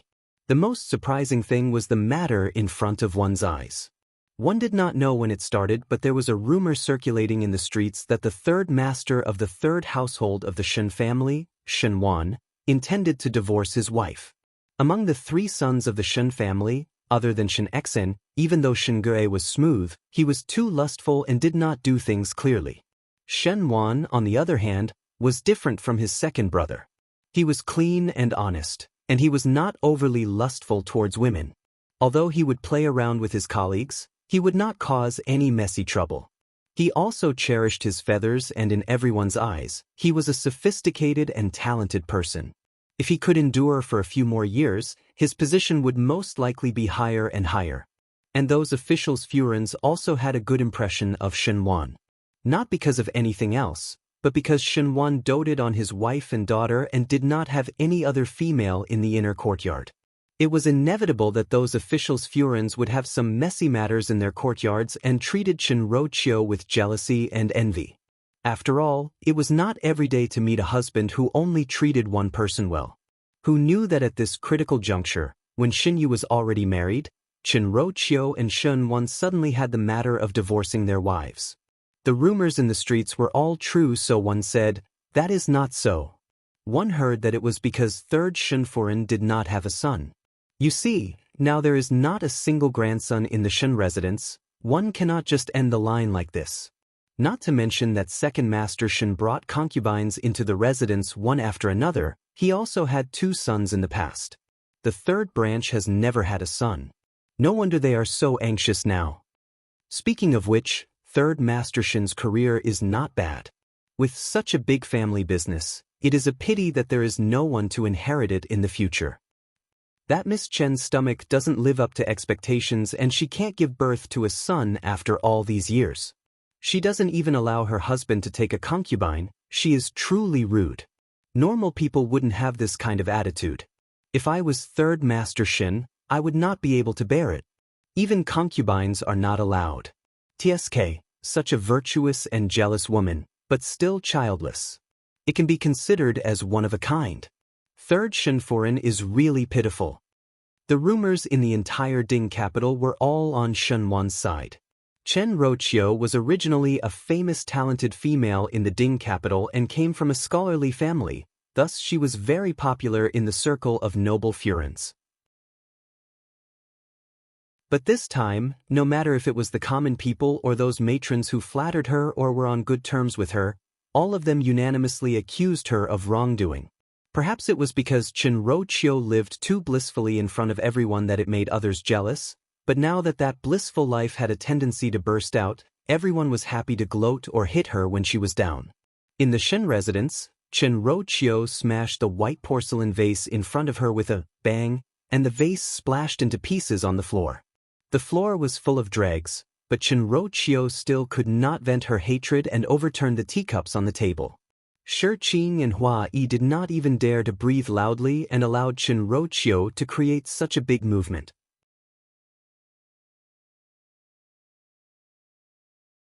Chapter 639. Shameless, shameless. Chen Roqiu screamed, "That pair of adulterers forced me to such a situation and it is actually my fault? Ridiculous. Idiot." The rumors outside were all unfavorable to Chen Roqiu, and Chen Roqiu had always wanted to save face and always boasted that she was a young lady from a scholarly family. Now that she was said to be a shrew who was jealous and had no children, how would she be willing? It must be that slut who talked nonsense outside. Chen Ruoqiu gritted her teeth. She had mentioned the divorce letter to Shen Wan in a fit of pique. She had merely wanted to scare Shen Wan, who knew that this news would spread to everyone on the streets and alleys, almost pushing her and Shen Wan to an irreconcilable point. The most disappointing thing was that Shen Wan hadn't even come to see her until now. It must be that slut who urged Master. Chen Roqiu's nails dug deep into her palms. Old Shen Furen was now deliberately promoting Cang Ziqing to go against her. Now that Shen Yu's whereabouts were unknown and Shen Wan was bewitched by Cang Ziqing, in such a big Shen residence, there was actually no one standing by her side. One fear that the entire Ding capital would feel that she was the one in the wrong. Chen Roqiu's heart suddenly felt a sense of helplessness of fighting alone. "Madam, now that the old madam has given the order, what exactly should we do next?" Hua Yi finally couldn't help but ask. Either let Cang Ziqing enter the residence as a noble concubine or let Shen Wan write a divorce letter. No matter which it was, Chen Roqiu could not accept it. But in the Shen residence, she was indeed powerless. At this moment, her love for Shen Wan had completely turned into hatred. She suddenly stood up and sneered, "How can there be such a cheap thing in this world? The Shen family humiliated me. Could it be that I still have to comply? Pack up, I want to go back to the Chen family." Chen Roqiu returned to her maiden home. Master Chen was a prefectural official and was responsible for repairing all the big and small documents in Ming Qi's palace. Because he was a civil official and was well-read, Chen Roqiu had always considered herself to be from a scholarly family. Moreover, when old Master Chen was young, he was indeed the top scorer of the imperial court. Chen Roqiu's marriage to Shen Wan also had the intention of a marriage alliance between the Chen and Shen family. Of course, it was Shen Wan himself who chose Chen Roqiu. Even though Master Chen was not a person who was protective of his shortcomings, he paid great attention to the family's reputation, especially that pretentious and virtuous manner which was almost the same as Chen Roqiu. Thus, when Chen Roqiu was divorced or had the reputation of being jealous, old Master Chen would definitely be unhappy. The Chen family and the Shen family were destined to have an unclear lawsuit. When Shen Miao heard these words from Jingzhi's mouth, she was reading under the lamp. Jingzhi said, now that third foreign had returned to her maiden home, this matter would not be left at that. If they found out that those rumors were spread by young lady, what would happen? Those rumors in the marketplace were not spread by Cang Ziqing, nor was it spread by Shen Wan, nor was it spread by old Shen Furen, but by Shen Miao. Shen Miao had interacted with the third household for a lifetime and knew that even though Chen Roqiu thought highly of herself and loved Shen Wan deeply, unfortunately she was not stupid. When she just found out about Shen Wan and Cang Ziqing's adultery, she would definitely be infuriated and do things impulsively. But after thinking about it, she knew that if she put on some grievances in front of Shen Wan would not completely forget about the old feelings towards Chen Roqiu and would soften a little. At that time when Cang Ziqing enters the door, it would not be known who would emerge victorious between Chen Roqiu and Cang Ziqing, but at least Chen Roqiu would not be defeated so easily. It would be better to let out some rumors. Chen Roqiu's heart would be even angrier and her relationship with Shen Wan would only reach an irreparable stage. A female's vengeful heart was very scary and it would be more interesting to stir up trouble. As a matter of fact, Chen Roqiu was really forced to return to her maiden home. Chapter 640. After taking this step, it would be very difficult to turn back. There would be cracks in both parties' hearts, and the reunion of broken mirrors was a story that would only appear in dramas. Shen Miao felt that there were many things that she could not see clearly in the inner palace in her previous life, but now from a different angle, with an outsider's identity, it was clear at a glance. To play with others in the palm of one's hand, even if it was an enemy, her mood was not that good. Perhaps it was because she would also think that when Mei Fern looked at her, it was the same as how she looked at Qinro now. Do not worry. After pausing for a moment, she then said, it would not be that easy to find out. She had handed this matter over to the Feng Xian pawnshop to handle, and since she had accepted the money, Ji Yushu would definitely give her a good reward. The Feng Xian pawnshop had been doing business in the Ding capital for so long, so it was impossible that they did not understand this little thing. Jingzhi did not speak anymore, and seeing that the window outside was not closed, she wanted to get up and close it. As she was leaving, she said, why did Guyu forget to close the window all day? The weather is so cold and the cold wind would enter. What if young lady's body catches a cold? Shen Miao called out to her and looked at the window. Let the air in first. The room is very stuffy. Later I will close it myself. When Jingzhi saw Shen Miao's determined look, even though she had some doubts in her heart as to where it was stuffy in this bright room, she did not say anything.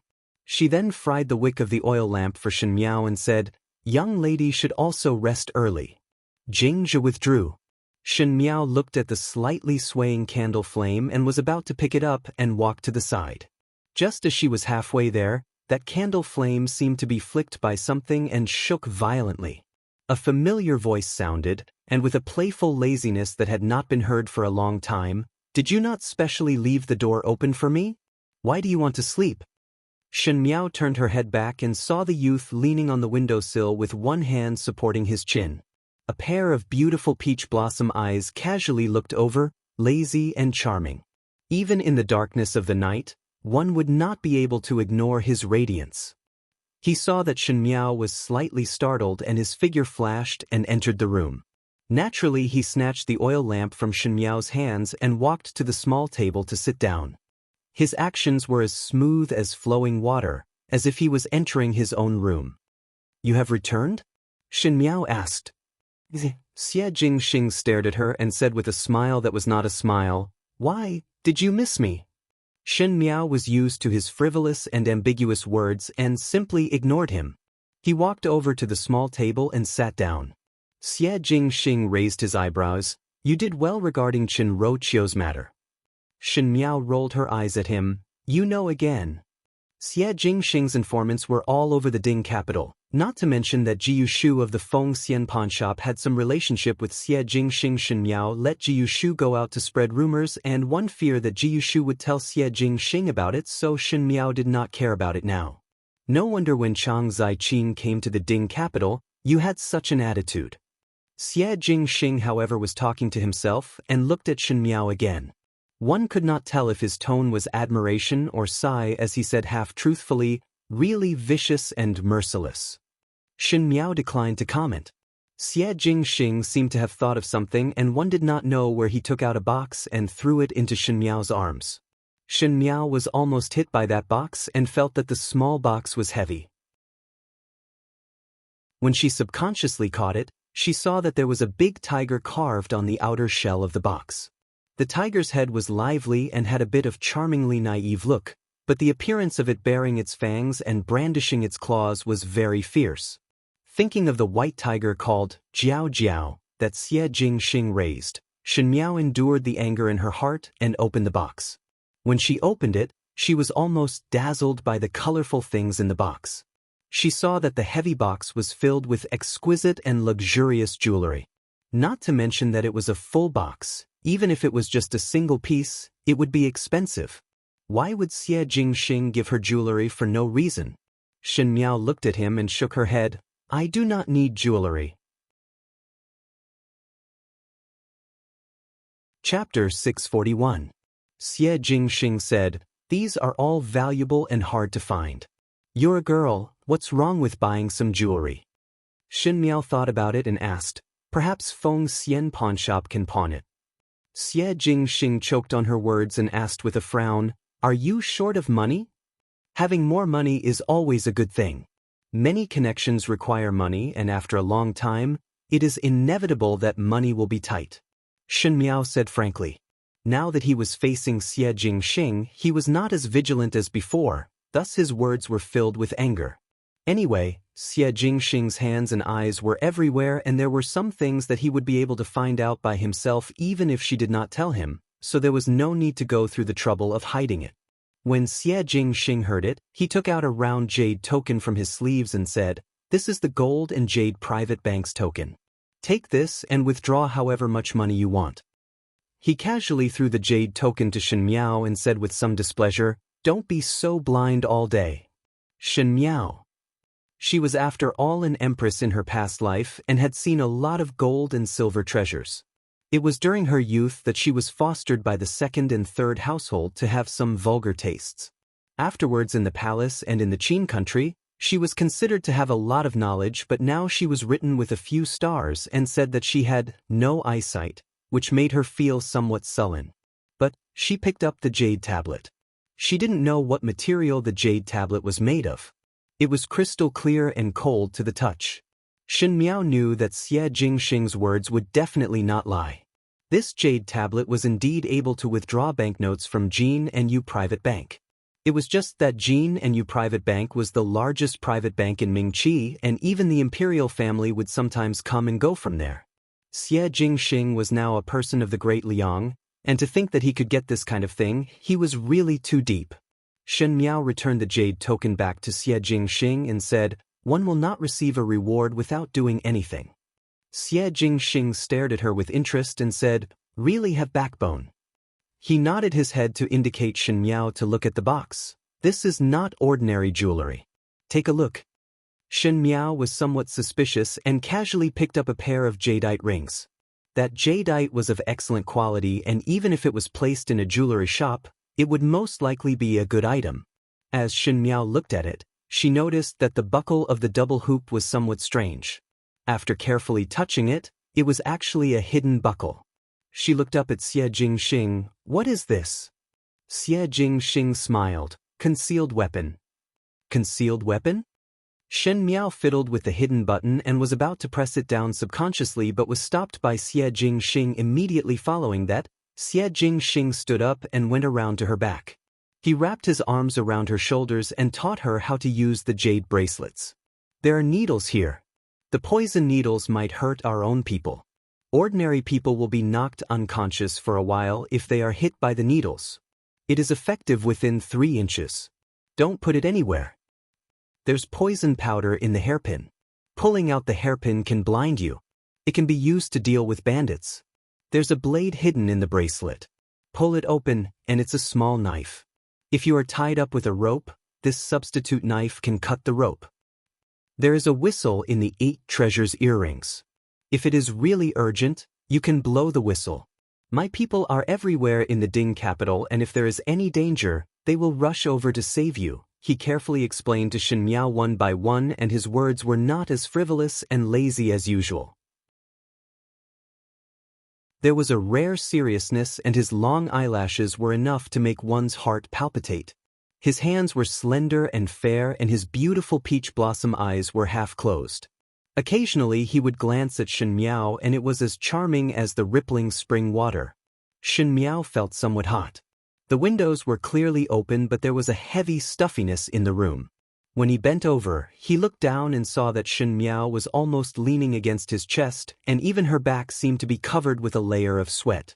She turned her head to look and saw that Xie Jingxing's beautiful lips were slightly upturned, as if he was always smiling. Shen Miao seemed to be scalded as she turned her gaze away.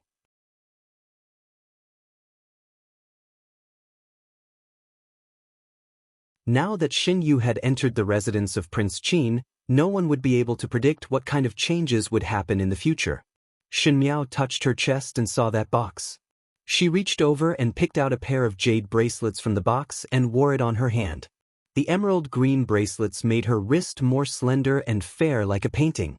It was originally an ice-cold jade ornament, but Shen Miao felt that it was slightly hot, just like a youth's eyes. You're tuning in to the Passion Pages YouTube channel.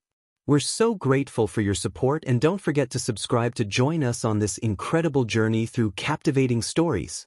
Your generosity through donations truly makes a world of difference, as it's the primary source of revenue that allows me to expand and enhance this channel for you. Thank you from the bottom of my heart for being a part of this adventure.